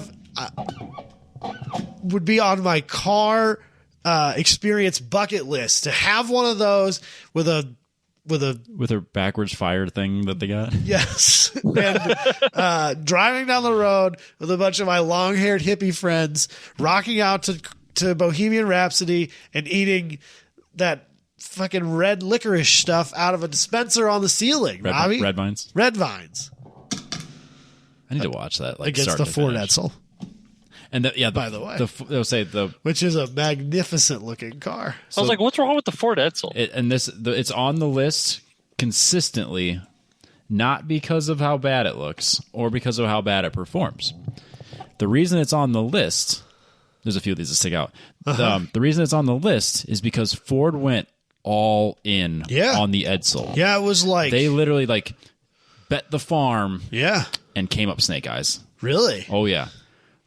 They did it was like 58, 59, and 60. They focused on Edsel, and this was the car that came out of it. Okay. And they sold 118,000 of them, which seems like a lot of cars, but it's not. And they lost in 1960 going down this venture $350 million. Oh, that's crazy. And in today's money, $2.3 billion. Oh, $2.3 billion. a lot of people got lost fired because of that car or this venture. So that's why the Edsel's on the list, mostly because of how bad it fucked Ford. I wonder why. It's not that compared to the cars that came out in the 60s. Yeah, it's not it's ugly. a perfectly reasonable car to fit with the rest. It's a 50s car, Robbie. 58, 59, whatever. But it fits with the rest of it's no different than the 50s Cadillac that it would have been up against. Because it's got the rear end's kind of like the Bel Air. I mean, yeah, there's nothing more timeless than a 59 Cadillac DeVille. Right. But the front end's kind of goofy, like just the radiator setup. yeah, but it's not. I wish that we still terrible. had this excitement in design philosophy. Agreed. No, looking at that car, I wouldn't be like, oh, that's a terrible 50s car. I don't think it's a terrible car, but the fact that it lost $350 million Yeah, that sucks. puts it on the list. That does suck. I have to go with the Edsel for the worst of the two cars because the Pacer is fantastic, and I don't care what anybody says. Josh? I'd put the Pacer. Son of a bitch. I'll just write it down, Robbie. Just If you gave me both cars, I'm picking the Edsel. what are you doing? Come on, Robbie. Come on, Robbie. You know what to do I here. believe in you. The Edsel's worse. Son of a bitch. Oh, yes. Yeah. Dang it. No, the worst car moves on. Yeah. Yeah. So the Pacer wins. Yeah, the Pacer can stay. The Pacer is the Edsel better moves car. on. Suck it, Josh. It's Wayne's World's fault. Wayne's World. I'm just saying. Wayne's Didn't World. vote on the movie car in the last one, and now It's all of a sudden, party movie car, we time. got to vote for that one. Excellent. I use that argument when it works for me. He picked the better. He picked the better movie car from the better movie. I said it. Deal with it. Wow. That's going to be the most controversial thing to come out of this whole show. These are strong, truthful facts, Robbie. Wayne's World is a better movie than Back to the Future. I need to watch both of those again. Ah, I fucking love Wayne's World. All right, some Nissan on Nissan action here. So the astute listeners can probably figure out these on their own before I even say them. The Murano Cross Cab Can't even say it. is so ugly. It makes no sense. Like, why would you fucking make it? And then let alone, who would buy it? But here's the thing, Robbie. We're pro two-door SUV. We are pro two-door SUV. And really, that's just a modern Suzuki X90. It's so much bigger, though. Well, that's because everything got bigger. It's a Murano, but they took two doors out and then pushed it in a little bit and then put a convertible on It it. is shorter, isn't it? It's not. They took it. They took parts took away. inches out of They it. made a specific unibody for this car. That's insane. Yeah, they didn't just take a Murano and cut the top off. Yeah. They made a totally different chassis. Look at that. It's got 350Z taillights on it. That'd be 370Z. Just so we're clear. But this car is weird. And I know somebody whose mother owns one of these. And she loves it. She loves it. She for sure loves And it. it for sure has a CVT in It's it. just like Toyota, what were they? Toyota Solaras? Those are way better than this. I know, but that's a weird car that like old ladies love. It's not a bad car, though. But The other one's the Nissan Cube, by the way, which is, oh man, Robbie, why do you got to do this to me? the seating is what it is. I picked like the top five and the bottom five, and then License the rest plate is on that Cube says asymmetry, and that just fucking upsets me. That's right. This is such a hard one for you. isn't It this is a hard one because I don't want Why? to vote for the Cube as the better vehicle, but it's clearly the better vehicle. Isn't it true that the window cutout thing is on the opposite side in the other markets? Yes. That is true. Yes. So that's so weird to me. Why, I don't understand why it's not just like asymmetrical. Like, why is it not just the same? I think it would have been cooler if they made it that floating C panel or C pillar on both sides. Yeah, for sure. It look way better. Then it looks closer to like the Scion XB, which I'm not saying it's a good looking car, but it's But fine. it is a good It's looking fine. car. The It first is a great gen looking is a car. great looking car. There was one on Facebook Marketplace last week. I almost went and looked at it, but it was automatic. If we weren't doing this right now, Robbie would be bringing home a TC and trying to figure out whether or not his wife was going to divorce him. For $600, now we'll be fine. If it is for sale tomorrow, I will message him. He doesn't have to work tomorrow, so there's a good chance we can get this done, Josh. Tomorrow is Great Friday. So message him at 8 a.m. Hey, I was going to say, when you wake up tomorrow, make sure to send How him about a text all right? message. I'm saying it right now. If that car is still available when I wake up tomorrow morning, I will message him. I will go change the oil in the truck, and we will see how it goes. Oh, God, he's so good. Because at $600, A $600 and it TC that needs a motor. and it has the motor. Oh, I didn't even read The it. motor, I didn't get that the far. motor is with it, just in pieces. Oh, And you know how I like to. Robbie. You know on, how I Robbie. like. the motor comes in pieces, Robbie. Why would I buy anything else? Oh, no. Yeah. The best motors come in pieces. It was like a match made in heaven. Jesus Christ. I don't want to write Cross Cabriolet down because it's a lot of letters, so I'm just going to write Murano. Are we all in agreement there? Yep. I want you to say Cross Cabriolet from now on. That's fine, but I'm writing Murano. Just put Murano CC. I had to double check how to spell I'll it. be That's the first side of the bracket, ladies and gentlemen. I'll be honest, I almost put that as a number 1 seed because to me it deserves it. I can't believe I've never looked at one long enough to realize that is a totally different car than the regular. They put a lot of effort into a car that they did not sell a lot of. They couldn't have possibly thought they were gonna. They clearly didn't make that many either. But they didn't. There's no way that they were like, man, we're gonna sell 100,000 of these. We're gonna sell these by the fistful. They didn't. I bet they weren't cheap either. No, I don't think they are. And I think they only sold like 5,000 of them. Kind of want to look up. Just if anything's available right now, if you could get one in Des Moines today, what would it cost me?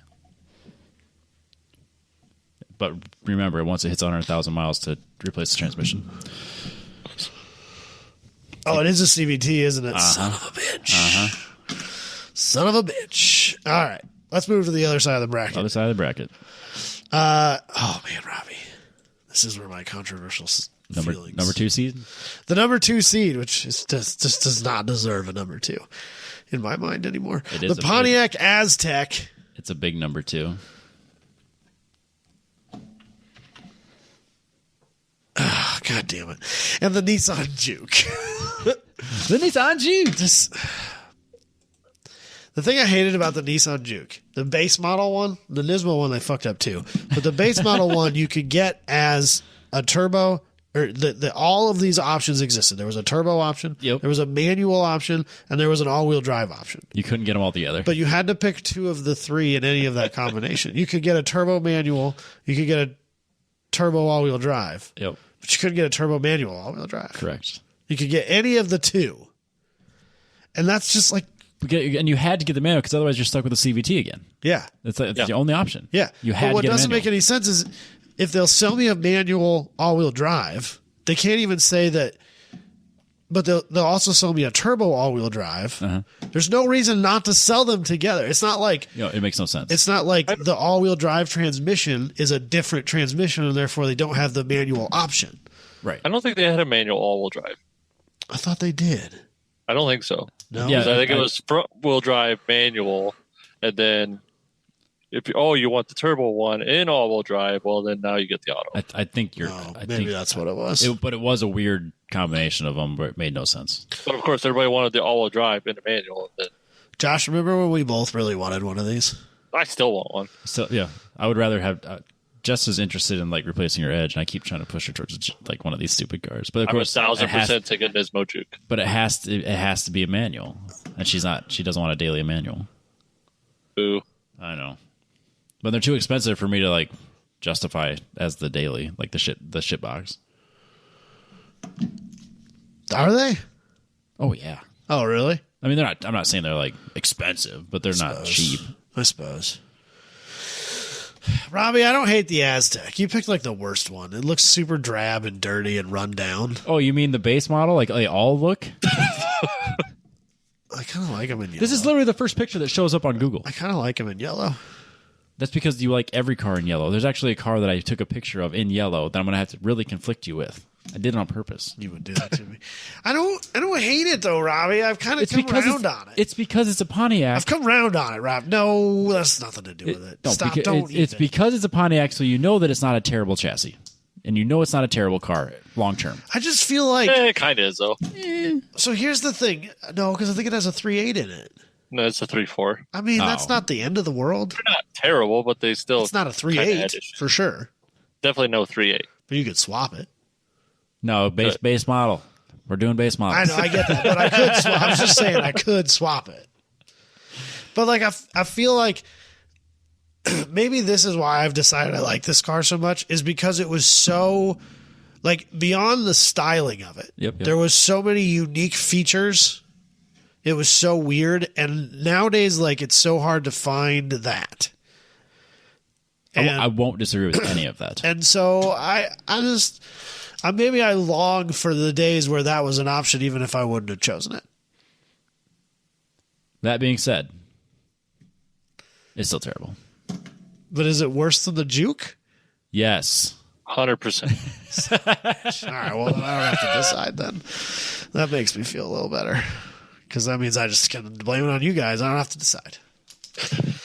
Here's the one I don't get, Robbie. I don't understand why this is on here. The GMC XUV, the Envoy XUV. What did it do to you? What does it do to anybody? It doesn't. Where is it It's useful? just an Envoy. It's not useful to anybody. Whatever, dude. If you got to carry a really tall bookshelf like what's in that picture there, All right, so the GMC Envoy is like an Avalanche mashed with an Envoy. the Envoy XUV, Yes. Yeah. yes, is an Avalanche Envoy. Yes. Yeah, So which means you have to like it, Robbie. so the back part of it is like it opens up to be like a truck bed, but it's like 3 feet long. So all you can fit into it is like bookcases because you can go really tall, so then you can hit it on things. But it's a worthless bed. It's 3 feet long. It's worthless. It's not a bed, though. It is a bed. No, it's not, because that closes. Right, but when you open it up, it's a bed. Sure. So you can put tall things in it, Robbie. Because all the times that I need to move bookcases, Yeah. I don't know who this was marketed towards because it's such a weird. Bookshelf movers.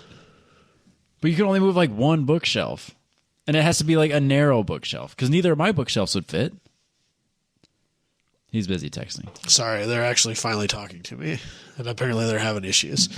So, but they're in Centerville, which is fucking 2 hours away. So Yeah. even if I quit doing this and drive down there, I would hope they have it figured out by the time I get there. So I'm not gonna. No. Anyway, Yeah, I don't- it to me, if the bed part went all the way to the B pillar behind the driver door, yeah, it would make way more sense to me. But because it's literally 3 feet long, it makes no sense to me. You added so virtually nothing. so when I worked at a dealership, these were new Yes. and they were silly. Expensive. Yeah, they weren't cheap. But it was kind of a silly little thing, too, and it didn't really make any sense. And if I remember right, it's all rubberized back there. Uh-huh. Yep. Like a truck bed. Yeah. Like the Avalanche truck bed. Yes, like an Avalanche. Yeah, yeah. Yeah. Anyways, what's it going up against? A car I love dearly. The Chevy Corvette. I don't know about dearly. Yeah. Maybe that's a strong statement. That's probably a strong statement, but I don't hate I would totally own a Chevy Corvair as like a fun Sunday afternoon with the family cruiser. That is very on brand for you. That the car that you want is a fun family cruiser was labeled unsafe at any speed.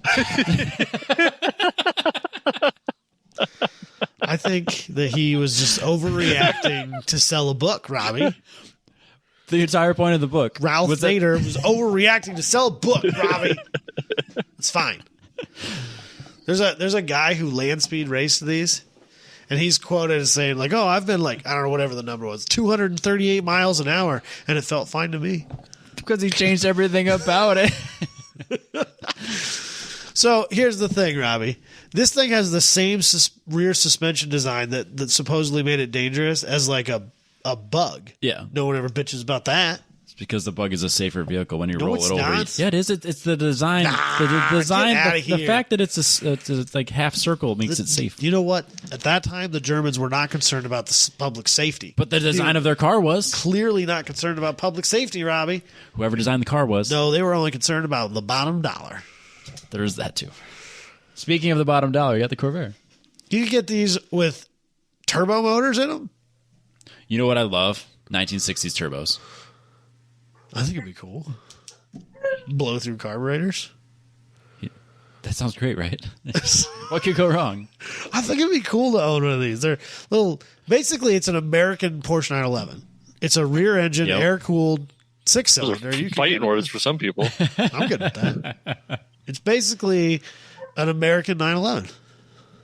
Wow. Also, the front end looks a lot like a 62 Pontiac Tempest, so So you're biased. I kind of like it. Hey, you want to shut that dog up? Oh my God, he's being the worst. That's okay. I'm convinced. I think we're really lucky ours are directional because Yancey barks every time we record. Because Jess comes home. Yep. So, Robbie, what are you picking? That's going to be hard for you because you clearly hate the Envoy, but you don't want to pick the Corvair because I kind of love it, Robbie. And I know how you are about things I kind of love. The Envoy's worse. Okay. Josh? I just want to know what his opinion is. I don't think the Envoy's that bad. That's the problem.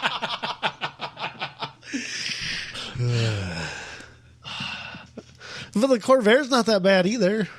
That's the problem. Is neither are really that bad. But neither one of them are really They just that got picked good. poorly together. It's all about matchups, just like March Madness.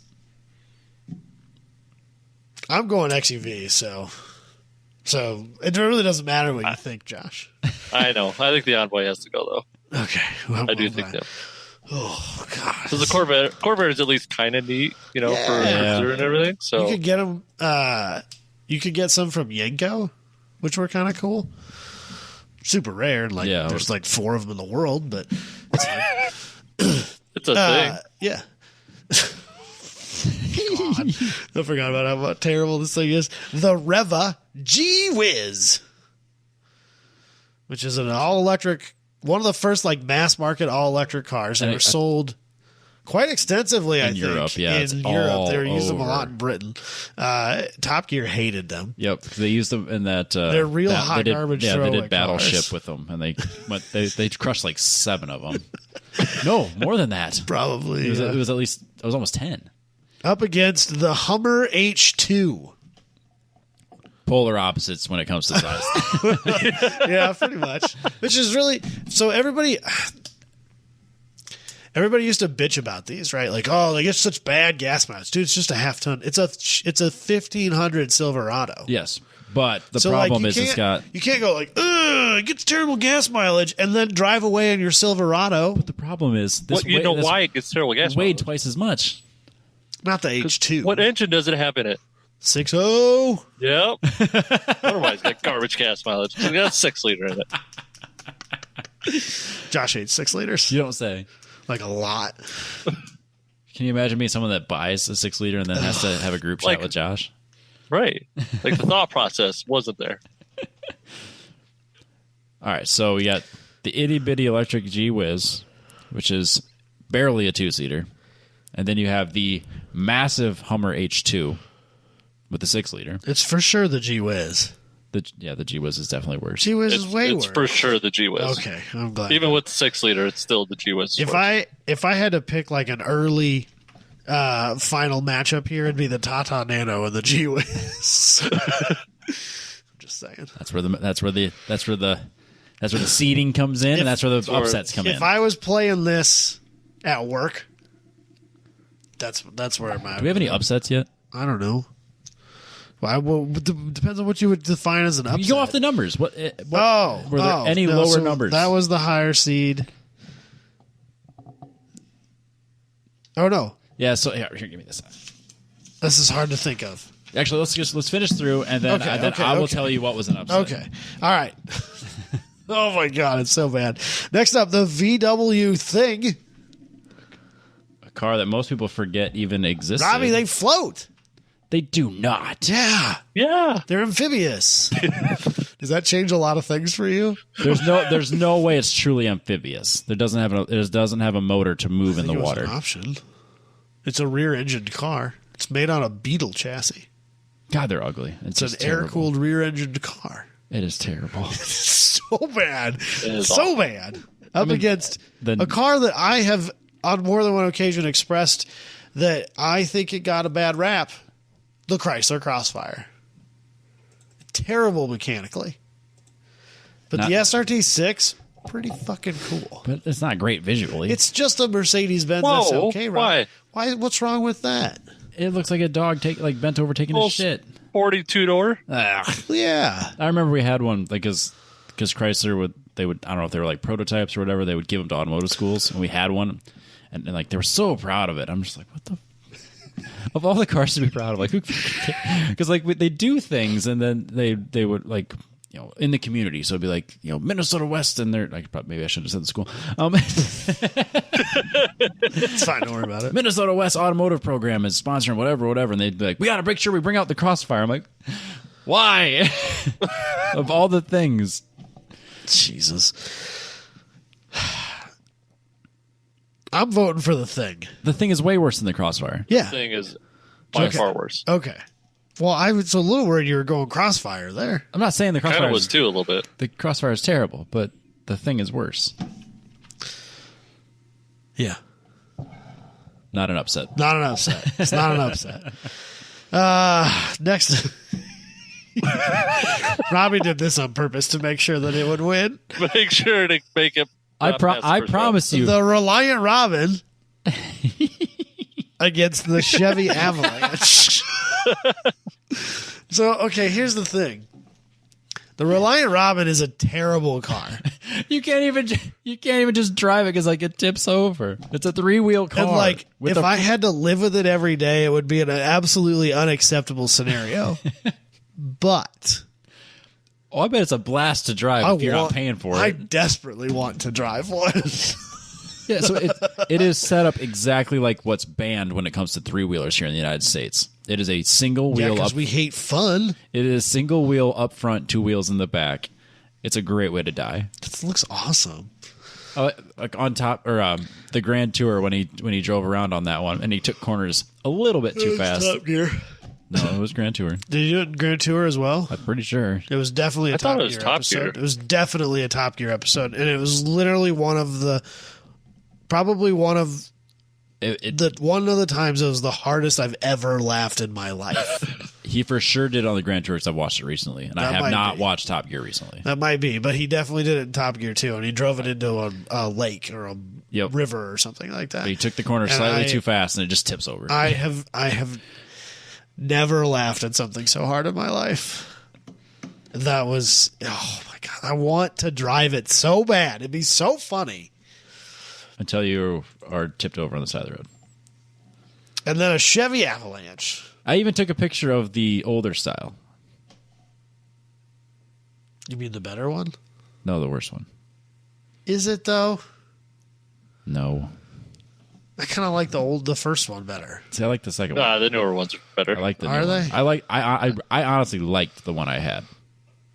It just wasn't good for. It just wasn't good for what I needed. Yeah, man. it wasn't good for what I needed. The transmission never gave me a problem ever. It was the engine that went bad. No, that's true. Should have got the 8.1. That would have been sweet. Still can, Robbie. Yeah, I love my truck. I'm not doing anything Yeah, against fair. that thing. That's fair. So I'm assuming you're voting Robin. Yeah, obviously. I guess I probably would agree with that. Between these two, the Robins got to go. Yeah, I suppose. Clearly not an upset. Not an upset. So this one, Maserati bi-turbo. Which Maserati bi-turbo? Because they made it for like 40 fucking years. I don't know, the worst one. None of them are especially good. Okay, This one. that is the this one red I was- one. I don't know. Okay. 1986. Could be a 74. It could be a 98. I don't even know. Against, I know it by name. I'm not sure I know what it looks like. The Renault Avantime. We're gonna find out. We're gonna find out if the Apex adjacent guys listen because of the Maserati. I for sure am 100% certain that they do not listen to the show. Wow, hurtful. Yeah. Jerks. What's Renault Renault Avantime. Avant Team? Also been on Top Gear. Oh, that's like a 2-door minivan. Yeah. That's a great way to describe it. but it's not long like a minivan. It just wants to be. That's a long door, though. I don't know. It's pretty long. That's a long door. This is supposed to be a 4-door car, Damn, that's a lot of glass. but it is designed to look like a minivan. Like the front shape is the same, like that shoehorn shape, and it just kind of deadheads it in the back. But yeah, that's a lot of glass. I don't know. It's not a lot of redeeming qualities. No, but it's also like not that bad. It's just some car. some ugly, bad car. I mean, it's better than a Multipla, which I would say it's a direct competitor. Yeah, yeah. All right, so The bi-turbo is a cooler car. but I need you to drive to California with nothing but you have on, like nothing beyond what you have right here, right now. I won't make it to Omaha in that Maserati bi-turbo, but I'd be willing to try. We're gonna give it the old college try. I'm picking the Avantime to move on to the Sweet 16. to move on to the Sweet 16. I'm also picking the Avantime to move on to the Sweet 16. Agreed. Renault's got to go. Yeah. Turbo things. Oh, man. This is truly one of the worst cars ever made. Like, just... Like, no bias. Just, like, truly one of the worst cars that ever was made. The Yugo GV. Also... Totes would own one. It's one of those things that's it's so bad it's come around to being kind of cool again. All right, so Yugo, a Yugoslavian car maker. sorry, a Yugoslavian arms maker. Started making these. A vehicle that sold MSRP $3,990. That picture that I have here is literally but that's not that cheap back then. It's cheap, don't get me wrong, but it's not like a steal of a deal. Fair. It's Not like $4,000 today. Yeah, I'll say in 2023. It's probably In the late 80s. it's probably 10 or 12 grand today. Still a cheap car. That is a cheap car. There's no other car that cheap right now. Against the Peel Trident, which I don't remember which Peel that is specifically. Show me, Robbie. Is this that tiny little thing that Jeremy Clarkson drove through? No, that was a Peel P6, wasn't it? P50, I think. P50. So that is it's another tiny little car. It's a micro car. But it's not as small as the other one. Yep. The one that he drove through the BVC. Oh yeah. It's a single person car with a bubble for the safety. I guess to keep the bugs away. Really hard. To keep the bugs away. It's definitely not safety. This is actually really hard because I kind of like both of them. What do you think the top speed of the Peel is? Like 30 miles an hour, maybe. It's just a go-kart. I mean, the wheels have to be 8 inches at most. It's a 3-wheel car, but it's the right configuration. Yeah, you have two steering wheels. Yes, or two wheels that steer. Steer wheels. Sorry. There you go. I don't hate it, Robbie. Right. It's a terrible car. And you're risking your life to drive it on the street. But I probably still would. You would be safer on a moped. I would take it to the store in Nevada. You couldn't pay me to drive it on the interstate. Oh God, no. And I probably wouldn't drive it in Des Moines either. No, this is treated like a motorcycle. You avoid Except that I feel like busy a motorcycle is safer than this. Yeah, a motorcycle can do interstate speeds. So it's got that going for it. You can ditch a motorcycle. Yep. Yeah, you're so long for the ride. Does it even have a seatbelt? Like it's got a lap belt. It's probably one lap Well, belt. I mean, it's old enough that was probably pre-seatbelt requirement. What?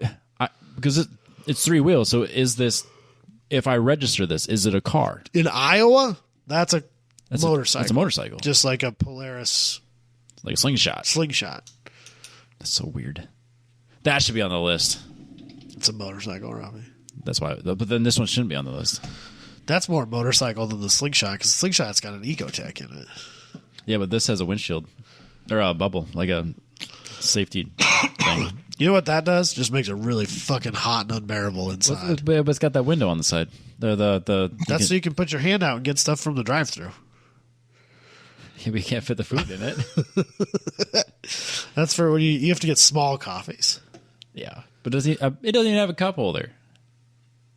You don't know that. I bet it doesn't. Nah, you're right. Which one are you picking, though, Robbie? Which is the worst car? I think it's the Yugo, right? But the Yugo's actually a car. Yeah. But you thought the Maserati bi-turbo wasn't going to get you very far from here to California. Yeah, a Yugoslavian arms maker car is not going to get me very far. No. The Maserati might not get me to Omaha, but the Yugo's not going to get me out of West Des Moines. The peel is going to get you eventually there. It's going to take you 3 It'll days. be like those guys with the Geo on Chop Top. Yep. Yeah, your top speed of 30, and you're going to have to stop and get gas because it's got like a 3-gallon tank.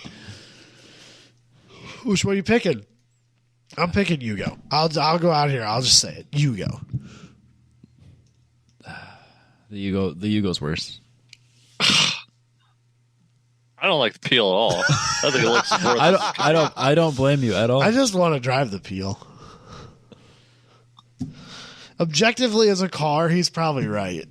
The Yugo is essentially a two-door Golf Yeah, and it's as far as looks wise. like it's actually a functional car.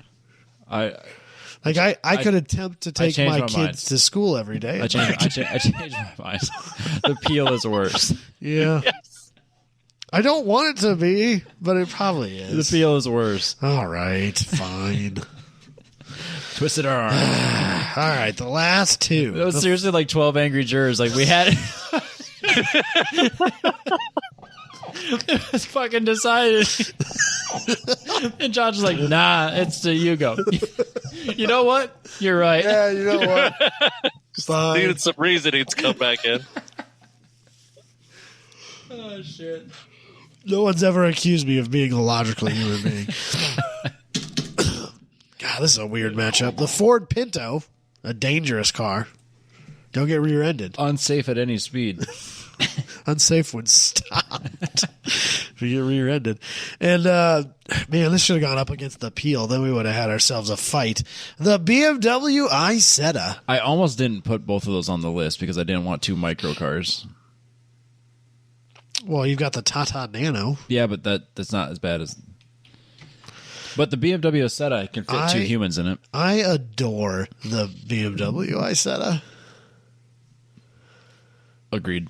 I would love to drive one of these. I would much rather But- drive this than the Peel. This is a situation again with the Peel and the Yugo, where like my heart wants the BMW, which is a weird thing I don't often say. You don't say that much. No, but it is what it is.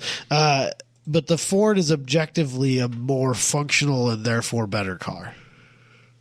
You will die in the Ford. I'll probably die in the Isetta, Robbie. You'll be fine. in the I'll get BMW. run the fuck over. It's bigger than the Peel. I mean, yeah. It can go speeds. Apparently. No. I didn't say big speeds, just speeds. So can the Peel. No. The Isetta weighs more. And it has a bigger engine. I don't think it has I'll bet it doesn't have a remarkably bigger engine. They have a really pathetic, tiny little engine. It's fine. I bet it has a 0 to 60. I don't know that it does. It could be in minutes, but it has these wheels are bigger than 6 inches in diameter. See, look at that. Yeah, fine. They're a full-size wheel. Kind of. Sort of. They're like 13s. Loose terms. Do you know they made a 4-seater version? You see what I'm saying? It's a real car. They made a 4-seater version, which would be really terrible getting into the back row because it's still It's still two. you still get in from the front. I'm pretty sure. It doesn't look like there's no door. doors? I don't think so. Yeah, because that's the best part. The door is the entire front. It just opens up. How fast is a Come on. Oh my God. It doesn't have a 0 to 60, Shit. but it ain't far 0 to off. 45. 53 miles an hour. That's still, I bet, at least 20 miles an hour faster than the Peel. That's faster than the minimum speed on the interstate. That's 40. You can legally. I mean, I wouldn't. That's how you die. That's how you get rear-ended at a 40-mile-an-hour difference. That's fair. Peel Trident. Let's see, Robbie. Just so we're clear, we're not comparing these two for the choices. I know, but now I just want to know. That's a. Oh my God! It's a 50cc. It's like It's a moped. It's a 49. It's actually a moped in Iowa because it's a 49cc. Yep. It's less than 50 cc's, so Yep. it can legally be registered as a moped. It's not a motorcycle. Nope. 4.2 horsepower. Weighs 330 pounds. I'll say a moped will do 45. Apparently, the Peel Trident has 2 seats. No. That's what it says, Robbie. It's a 3-speed manual. That's pretty cool. That's fun. We already decided on that one, though. Oh, it's a glass fiber shell with monocoque. There you go. Look at that. Do see if there's a top speed. Oh man, that's unfortunate. 28 miles an hour. Oh, Which means it's still too fast to legally be a moped in Iowa.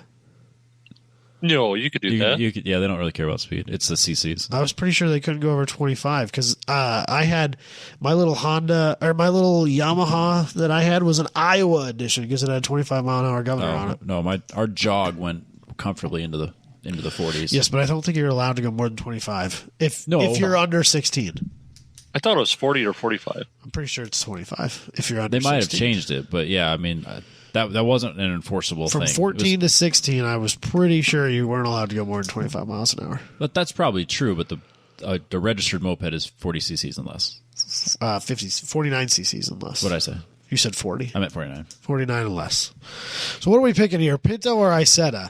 Again, The Pinto's I worse. feel like if we chose Yugo over Peel, we have to choose Pinto over Isetta for the same reason.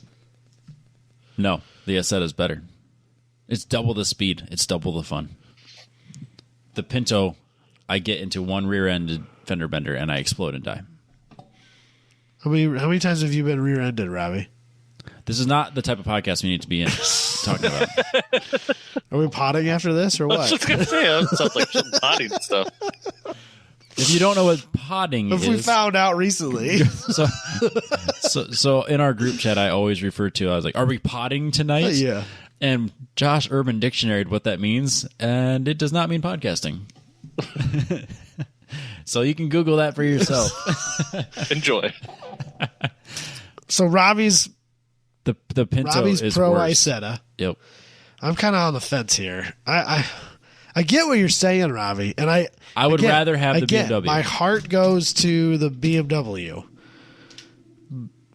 Fuck it, I'm just taking the Isetta. Where you at, Josh? Yeah, I said it is more of a car, Then the slightly Peel. more practical. Yes. It's a little more neat Then the what? Peel or the Peel. Pinto? than the Pinto. Yeah. So we're talking about Pintos and Isettas. Wait, the Isetta is more of a car? Well, it's more, well, I guess, yeah, more of a car than a Trident. So then it's more in the conversation. Oh, okay. Yeah. Okay. Like being a Okay. thing. Okay. I gotcha. All right, I'll give So- you that. I think the Pinto's got to go. All right. All right. All right, Robbie. I got this. So we picked the Fiat, which was the number 1 seed. We picked the Chevette was an upset because it was a 17 seed over the 16 seed That's Ford an- Excursion. That's an Not upset. much of an upset, But it is. 1 point. The Tata Nano, yep, that one, yes. Ooh, the DeLorean over the Gremlin. The DeLorean was the 20 seed. The Gremlin 13. Suck it, Josh. That's a pretty big It's upset. a big upset. That's why we do this. Ooh, even bigger upset. The Edsel 21 seed. The AMC Pacer only 12. That's a pretty good upset. It's Pretty big upset. pretty good upset. Murano 5, Nissan Cube 28. That's not an upset. Oh, no, wait. I wrote the wrong one down. Yeah, I was gonna say the Juke I wrote the wrong stayed. one down. Aztec. We did I was not, like, damn, the 2 Trying was to sneak out. one in. we did not have a 2-seed loss. My bad. The Envoy, the G-Wiz, the Thing, the Reliant. Ooh, the Maserati was a 14 seed. Uh-huh. The Avantime Yeah. was a 19 seed. I will say I did a pretty good job with my seeding. Yeah. For the upsets. And then the Peel was a 22 seed, the Yugo an 11. Ooh, That's a pretty big upset. that is a big upset. And then Pinto 6, BMW, I said a 27. So that's not too far. No, we had a few upsets. my seeding a was few pretty good. excitements. We made it to the Few- Sweet 16. This will go a lot faster. Yeah, because now we don't have to talk about them. Nope. So we can just burn through these. Yep. I think my morons have figured out what they're doing and they've gotten it fixed. That's probably the nicest thing I've referred to them as in a while. Oh, to be a manager. My boss is really enjoying watching this like spiral down to the bottom. And he's like, as soon as you start drinking, that's when I know I've really succeeded in something. And I was like, why? You're such a piece of shit. I don't get it. He's like, he says, you're just a slight case of alcoholism short of being perfect. And I was like, wow, that's rough. That's rough. Anyway, Fiat Multipla versus the Chevy Chevette. It's the Fiat Multipla. It's the Fiat Multipla. Fiat Multipla's Yeah, gotta all go. right, good. That's good. Fiat. The Tato Nano versus the Citroen C3. The Nano, for sure, right? I don't know, man. The C3 is pretty awful. Bro. It's The just Nano's pretty awful. it's a bug. All right, let's pull up the Nano one more time. The Nano It's a terrible smart is car. bad. Yeah. Smart cars are bad enough. Wow.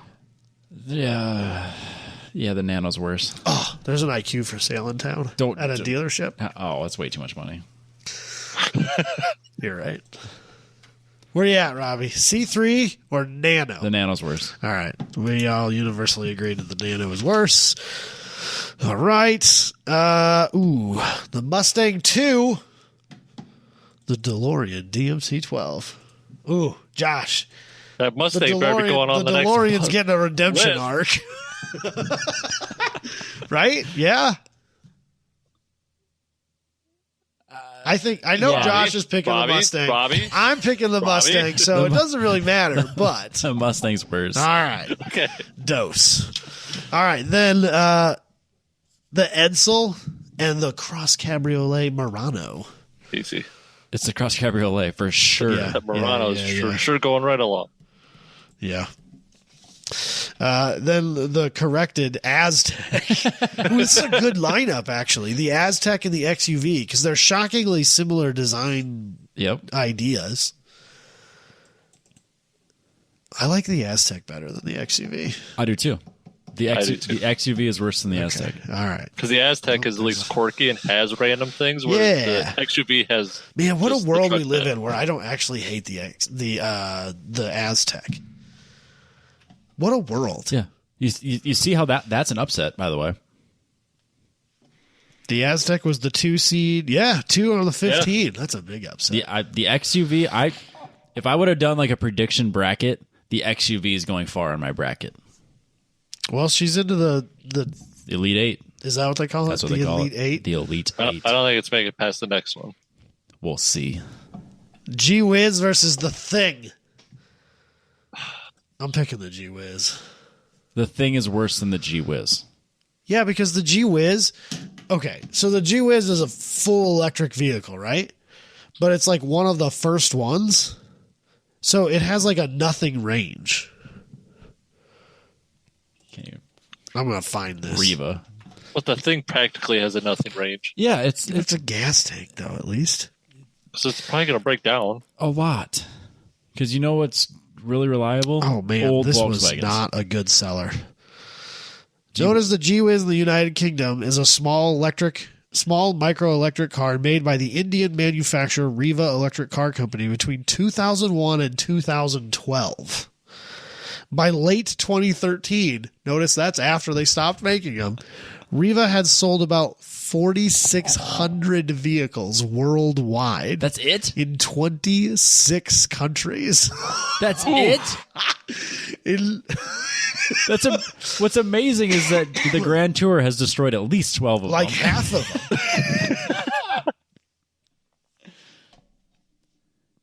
Sales in the United Kingdom, its main market, ended by the end of 2011.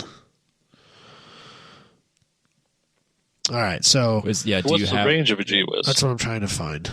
That's crazy, though. that? I thought it'd be way more popular than that. Not because it's good, just because it. They weighed 882 pounds without the battery, which is kind of a weird thing. 50 miles. That's there. it. Yeah. 50 miles. That is not enough. I could drive to work. I could drive to work. The and back. Riva And they is charge it there, the but Riva Yeah, of is course. exempt from most European crash test rules because of its low weight and power registers in the European, or it registers in the European heavy quadricycle category instead of cars, which means that they don't have to crash it. Oh, good. because they wouldn't be able to sell it if they did. 35 miles an hour. The UK Department for Transport found serious safety concerns after crashing a now discontinued G-Wiz at 35 miles an hour into a deformable barrier on April 24th, 2007, which is part of the normal test for production cars. Yeah, no surprise there. So, But you know what has a really great safety rating? The Volkswagen Thing. all right, I'll give you that. But I'm still voting G-Wiz. Josh, you're the tiebreaker here. I would take a G-Wiz over a Volkswagen Thing. Really? Yep. Yeah. You guys are gross. The Volkswagen Thing is way worse. Fine. That's an upset. That is an upset. Because the Thing was 26. The the G-Wiz The is Thing 10. was 7. Oh, sorry. Yeah, the Thing was 7. That was not an upset. Oh, I didn't think so. All right. The Reliant Robin and the Renault Avantime. I think it's got to be the Robin. Still. Yeah, the Robin's worse than the Avantime. I would rather drive the Avantime.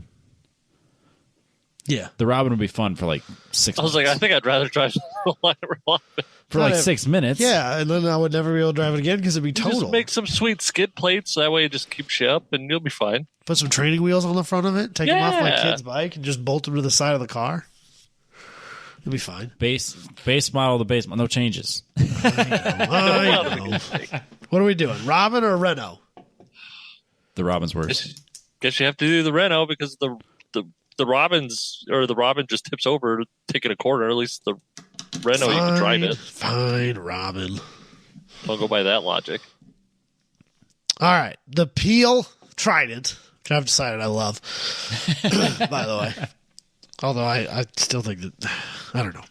Doesn't matter. Or the Pinto. The Trident is worse. Yes. Yeah, probably. Fine. The Peel. Trident's too many letters. I'm not writing it out. Elite 8. I'm probably the only person who can read this. No, that's fine. If I gave this to you, you'd be like, what is this chicken Well, scratch? I at least know what they are. That helps. I should have got a doctorate, apparently, because I'd have been a great doctor with this handwriting. All right. The Fiat Multipla. One of the ugliest cars ever made. The Tato Nano. Ooh, this is a good matchup. So the number 1 seed against the number 9 seed for our final 4. This is just like the real tournament. Number 9 seed went far. Nobody cares. I care. Oh, Robbie. Josh is thinking real hard. He's looking back and forth between his two monitors. He's trying to decide, like, do I hate this car more or that car more? Fiat Nano, Fiat Nano, Fiat Nano. Eeny, meeny, miny, mo. That Fiat looks pretty practical. It does, because it has a real engine and size. Right. But I my bet God, it is it's ugly. spacious in that inside. Yeah, that guy looks like he has all the room in the world. Yeah, he can Yes. be really tall and even fit in there. Plus, it makes sweet race cars. Why do they have massive handles on the doors? I just noticed this. The oh shit handles are huge, but they're not hanging from They're above. on the door, They're yeah. on the door. Oh, shit. They're on the side of the door. It's like, to hold the press it door. against you. It's to hold the door closed because it doesn't latch. Because Like they're every time afraid it won't every time you latch. take a corner, the door That could opens. be. You gotta hold it. I should have put it Well, on it goes the so back for fast, some you gotta hold on leverage. to it. Jesus Christ. All right, so we're all in agreement that it's the Nano. The Nano Moving is on. worse than the Fiat Yes. multiple. Yeah, Yep. yeah. Nano's Okay. got to go. All right. What I expected to be the top two did one of mine's already out. So Nano was 9. Ooh, that's an upset. That's an upset. It's an upset. But That's it's what not happens so- when you get down to The 9 seed beat the 1 seed. Shit, son. that happens in real All life right. too. The Mustang 2 and the Murano Cross Cabriolet. It's the Murano Cross Cabriolet. Is that your worst car, Robbie? You think? We'll get there. We'll get there, Robbie. You don't have to tell me yet. You keep your secrets. Where are you at, Josh? I think I'd probably agree with. I'd love to pick a Mustang, but it's Well, so here at the end of the day, Murano. I can get a rear-wheel drive manual car or a CVT convertible Crossover. SUV. Yeah. I think I have to choose Pretty much. the Pretty much it right there. All right. Murano. Look at that. Is that an upset? That's my new favorite. I don't think it was. Yeah, it was. Ford Oh, it Mustang was? was 4. Oh, 4 out of 5. That wasn't much Yeah, I was of gonna an say those are wasn't much those of are an upset. close. They were close pretty matchups, close. Pretty close. All right, the XUV, Robbie, which has gone farther than most would have predicted. because he's pushing it through because he's a dick. Or the Thing. The Thing is worse. This is easy. Yeah, at this point, for sure, the Thing is worse. 7 to a 15. That's not an upset. Damn. No surprise there. That's my new favorite thing now. It's the upset. I'm going to start watching these. Yeah, you're gonna start sports watching things. basketball. You're like, it's an upset. I'll just watch the highlight reels. I don't need to watch the rest of it. That's fine. Anyway, Reliant Robin, Peel Trident. This is a good matchup here. These are both three-wheeled bullshit cars. But one of them will kill you, and the other one You'll will get be killed in. So really, you just have to pick which way you'd prefer to die. The Robin is worse. I think so, too. I think the Peel's worse. Josh really hates the Peel. I really do not like the Peel. Putting the Why don't you like the Peel? So I'm mildly If it surprised would that have been the P50, the P50 is neat. It's the bubble top. because you don't like the bubble top. So the P50 is the one that Clarkson drove. Yeah, I know. So But that's you the don't one that's like the cool. bubble top. No, the bubble's gross. I kind of like the bubble top. It's terrible, no matter what. All right, fine. All right, final 4. It's getting. I'm so proud of you for saying Final Four. I mean, that one I knew. Is that an upset? The Robin was 3. The Peel 22. No, that was definitely not an upset. Damn. All right, here we go. Nano Cross Cabriolet. Josh, what's your choice? Because I already know what Robbie's is. For the record, I vote Nano. So Josh is the deciding You vote vote. Nano? What? Yes. Okay. Yeah. What? Yes. How? Are you kidding me? You would, Look at that thing. It has no redeeming qualities. and the Cabriolet does. At least it's a drop top. It's kind That's of, not a redeeming quality. I don't know, it might be not the worst thing in the world. Sometimes I wouldn't hate to have like a convertible vehicle to take my family in. It's your long hair. That's what's doing it. That's your mean, yeah, sure. You can fit your family in there. Not safely. Oh yeah, because the ragtop Cabriolet is so safe. It's probably safer than the Tata Nano. No way. Way. No. I bet you can't even crash that. I bet. Lots Speaking of of them crashed. unsafe at any speed. A convertible. No way, dude. That thing. No. You are the crumple zone. So just like in a convertible. No. Josh, where you at on this one? So you're, Come on, bro. You're Back telling me up. You're telling me that you're picking a crossover vehicle. You, Adam I'm Nilsson, not are picking. happy about it. Don't get me wrong. I'm not happy Adam about picked it. the crossover as the preferred not- vehicle. I'm not happy about it. At least you're going to be comfortable in the Murano. That guy looks very 'Cause it's comfortable in his name. Probably a decent in the interior, It's just a regular Murano interior. but still, it's better than the interior in the Nano. Suck it, Ravi. No. Nano's moving on. Damn it. Boom. God damn it. Is that an upset? 9-5. That's an upset. I had high hope. I had high hopes for the Cabriolet because that would have been my winner for sure. The 7-seed Thing versus the where is it? 3-seed Robin. That's a deal. The Robin. Those are equally And just the Thing. terrible cars. You know what? I'm staying out of it this time. I want to hear what you guys have to say. I want to be the tiebreaker. I really dislike the thing. I really dislike the Robin. You don't like the Thing either, though. I don't. Not even a little You know bit. what? The Thing is basically a convertible crossover. God damn it.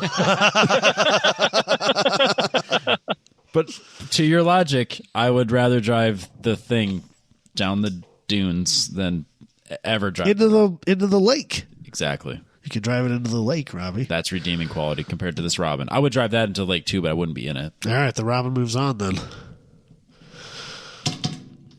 Your What is the championship or loser? It's just a championship. It's not the Final two. No. final two or the toasty two or something. I don't know. Championship. Okay. The finals, whatever you want to call it. Okay. Reliant Robin. Tata Nano. Yeah. Where is it? The 9 seed and the 3 seed. God dang second. What? I want to check something real quick. Do you think this is where we ended up at the final at the championship for the March Madness? Was the 9 and the 3? That would be hilarious. Oh fuck! It's gonna take me a second. The Cinderella story of the Nano. They were a 4 seed. The 9 seed made it to the final 4. Oh, okay. Yeah, it was a 4 and a 5 seed. Because Florida Atlantic was the 9 seed that made it to the final 4. Josh, you go first. I'm picking the Nano. Because I think the Robin is a better looking car, at least. Oof, that's a. I'm going to roll it as soon as I get out of the parking lot. But I don't care. The Robin is worse. I don't like the Nano. The Tata Nano is the worst. So terrible. You just Even like for me it. that I You just like like it because it's smart called Tata, Robbie. I do like Tatas. You should get a license plate that says boobies on it or something like Tatas. that. I could say Tatas for sure without getting them. Yeah. You could ask your wife if she wanted to go for a ride in the Tata. Right She on. couldn't even get mad at you about it. Especially if we had 2 of them. 2 Tatas. Did you just decide it? Yeah, it's the Tata Nano. The worst car in existence Nano. is the Tata Nano, not the Nissan Cross Cabriolet. Still upset about it. I kind of wish we would have filled out a bracket Oh, each individually yeah. before we did this. That would have been funny. Because it would have been, they all would have been different for sure. Yeah. Like way We different. should have just filled out our own bracket and then see who was the closest. But the problem is somebody would have just been arguing for our own brackets at that point. Because even if because like on the ones where we we literally changed our mind and went from one to the other, that wouldn't have happened because you'd be biased because you want your bracket to win. Well, so just fill it out and then put it to the side. You remember there's only 32 of them. I don't remember anything, Robbie. That's not true. Happens. That was a deal. That was good. I feel like, and I think this is why you chose this, I feel like this would not be possible for best. Yep. I gave one thought to best versus worst, and it was no brainer. We're not doing best because That's too hard. the best is too hard to define. Because you could easily come up with 64 cars that you could argue as the best, and they'd that's all be very different reasons. That's way more from the heart. Yeah. This you can be more quantify unbiased terribleness. and logical about this. Yeah, you can quantify You say that, terribleness. but he was definitely voting the Murano from his heart. Because it's terrible. That is a fact. But yeah, no, because like, what am I going to do? Like, even if I pick top 32, what am I going to pick? 32 supercars? No. If I had to pick my top 32 favorite cars, there'd be like 2 supercars on it. Right. So like that's why I think best But is dude, so you know hard how to do. hard it would be to pick my 32 favorite cars. Oh yeah, it'd be impossible. Because like, even if you did 32, you'd get the list done and you put it in front of somebody, and Then they'd be like, "Dude, I can't believe you didn't use the such and such." I'd be like, "Son of a bitch!" that is one of my favorite top 32. Now I have 33. Exactly. Because I had like almost 40 cars that I was gonna, and then I eliminated a handful off the list. Yeah.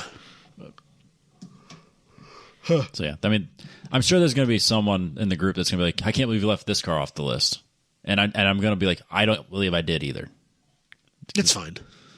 These were, for the most part, objectively terrible cars, except for the Suzuki X90. That's just fun. It's just pure fun. And of course, the Chevy Corvair. My original plan was to post this on the group and then, or like post on the group asking for the worst cars ever, and then using their list as well as these lists, and then combine them to create the top 32. But I just didn't get I totally spaced it and then realized, oh shit, we're doing that. Well, and I think that, I mean, there's a few of them out on here that are a little bit obscure. Yeah, and but for the most part, most of these cars are just everyday cars that you could see on the road if you at least lived in the country that they were built in. Yeah. Like, yeah, we don't get the Multipla or the Citroen or the Avantime, but like if you lived in Italy, you'd see those all the time. Right. And so that's, you know, I feel like if we'd have posted it to the group, there'd be a bunch of people talking about some car that they made 4 of. I did leave a few off that, like, there's some cars in the India market that were just hot garbage. Or China. Yeah, there's a bunch of what is going on? A bunch of Chinese market cars that were arguably some of the worst cars ever made, but did not make the list for whatever reason. Yeah. So, and then there's probably when you get to like 27 to 32, all of those cars could have been left off the list. Yeah. Really. I mean, none of us were picking the Nissan Juke as the worst car, except you. I don't hate the Pontiac Aztek as much as I used to. There's a lot of cars on this list that I would have picked the Juke over as the better car. Yeah, for sure. But there's also a lot of cars on this list that the Juke would have moved on for me. It's all about the matchups, Adam. It's all about the matchups. That's how you could eventually end up with a 32 seed upsetting the number 1 seed. Sure. Theoretically. Basketball things, huh? Sports ball. Hell yeah, sports ball. Sometimes they get it right. So, NCAA basketball, they're the only ones that do this bracket style championship system. Football is going that. Men's and women's basketball do it. Well, I guess, volleyball does it. I mean, technically they all do it. But men's, football doesn't. Yeah, the men's and women basketball tournaments are the only ones that do there's the top 64, single elimination, here's how we do it. Football, it's the top 4. So it's all voted on based on like a committee. And they're expanding it to, I think, 12, which makes way more sense because the difference between first and 12th is pretty remarkable. But you could have upsets. But there's no way to really do top 64 tournament football. It just doesn't work. Yeah. So it has to be basketball. And I don't know enough about like volleyball and stuff to speak accurately about it. Yeah. But you obviously have seeding to get a championship. But so this year, Des Moines was a stop for, I think, the first round. Yeah, because Texas was here for the 32, and top 64. Was that? Yeah, top the first round is the first weekend is top 64. Top 64 and top. So like you have 4 days, so it's every other day. So first 2 days are top 64. Next 2 days are top 32. Okay. Yeah. Excuse me, but yeah, this year Des Moines was a stop, and what a fucking shit show downtown was. Very, very busy. I avoided it at all costs. Yeah, and of course I had a whole bunch of work to do down there. What a mess! I can't imagine trying to get work done down there. It was the worst. And the problem is tickets are so expensive. So maybe that'd be cool to watch it, but like I'm only going to pay to go see Iowa State, and even then I'm not really big on paying high dollars to go watch sports. Right. I don't know.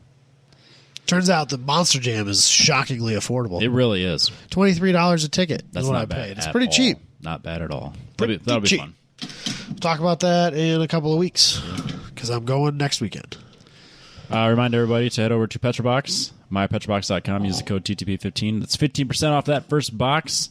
I don't want to say that important cool shit's coming in the next box, but really important cool shit's coming in the next box. So you should go to mypetrobox.com and sign up right now and get that next box. mypetrobox.com. TTP15. That box is 15% off. And if you decide that, maybe I don't want to just sign up for the box, go to their shop on their website. Click click shop. And there is all the previous shirts and a bunch of car care products and dog collars and all sorts of stuff. That code is still good in the store. So you can get 15% off these already reduced priced items. So yeah, if you need car care products like glass cleaner and wheel and tire cleaner and a wheel and tire brush, that shit is so cheap. You're not going to get it cheaper, especially with a discount. MyPetrolBox.com. Bam. And you know what came out today? Hell yeah, it did. The brand new Apex Pro app for Android. For Android and Apple users. It is the big change everyone's been asking for. The app is newly updated. New app, obviously, for iPhones as well, but the Android app is here with full capability. So it is an exciting time to have an Apex Pro, and I can't think of a better time to use the code 1010s to get a discount on yours. Boom. So race season's coming up. If you don't have one, you are missing out. But real talk, download the app for free. Check it out. Use it even if you don't have the unit, just use the free app. It is free. No code. I don't care. Just use it. Woo. Apex Track Coach. ApexTrackCoach.com. It's been a while since we've done advertisements. Yeah. That's what it is. Is that it? That's. I mean, we're only that's a show, we're only right? 2 hours and 20 minutes in. I mean, we could. No, Josh? I really need to start making some phone calls. And I'm actually it's Friday night, so I guess I don't have the shit. So. I got to edit a podcast. I got to go up. Well, I guess I don't have to take care of kids, and I don't have to get to for work tomorrow. So I mean, I can do whatever I want. Dink life. I fucking hate you, Robbie. What are you doing tonight, Josh? He has to work tomorrow. Whatever I feel like. No, well, he gets to do whatever he wants because Dink life. Yeah, but he still has to work tomorrow. Yeah, but I could keep going until I'm like, oh, I have to go to bed now. So it's not like, oh, I have What? to take care of Are you telling me kids or this isn't your that. bedtime normally? No. You fucking son of a bitch. Time to go fire up that PlayStation. What happens when I work later in the day? Well, I used to have to work at 6. Yeah, I was in bed already. But working up at 8? That's fine. You wake up at 8? No, work at 8. Oh, I was going to say, fuck. Yeah, I can't imagine doing that anymore. I love my 6 a.m. to 2:30 hours. Well, granted, it's like never 2:30 anymore, but that's fine. 6 a.m. to 2:30 would be really nice. That was one of the things when I sat down and they talked about my new job, and I go, I currently do 6 to 2:30. I would like to continue doing that. Yeah, that's fine. Yes. I don't. My problem is that I have like this 6 to 6. That's my problem. That sucks. So I'll say the worst part was we had an audit. Like my first week, we had an audit. Oh, so that's good. So it's like, here, you should do this. Great. And then that was basically a 6 to 6 day because they wanted to wrap it up. But right. it is what it is. Yeah. You'll have it. But yeah, I love my new job. It's such a change, isn't I'm it? fucking pumped, dude. I'm Right? Isn't that such a crazy change? Jess has commented. She's like, "You're just like different." I was like, "Yeah, Happier? I am." Yeah. Yeah. Well, yeah. Okay. Someone's got to like their job, right? I do. Someone's got to like their job and not complain about it. Well, I mean, there's always something to complain about. There is that. There's definitely that. Let's shut it down. All right, you guys have fun at work tomorrow. I'll catch everybody else next week.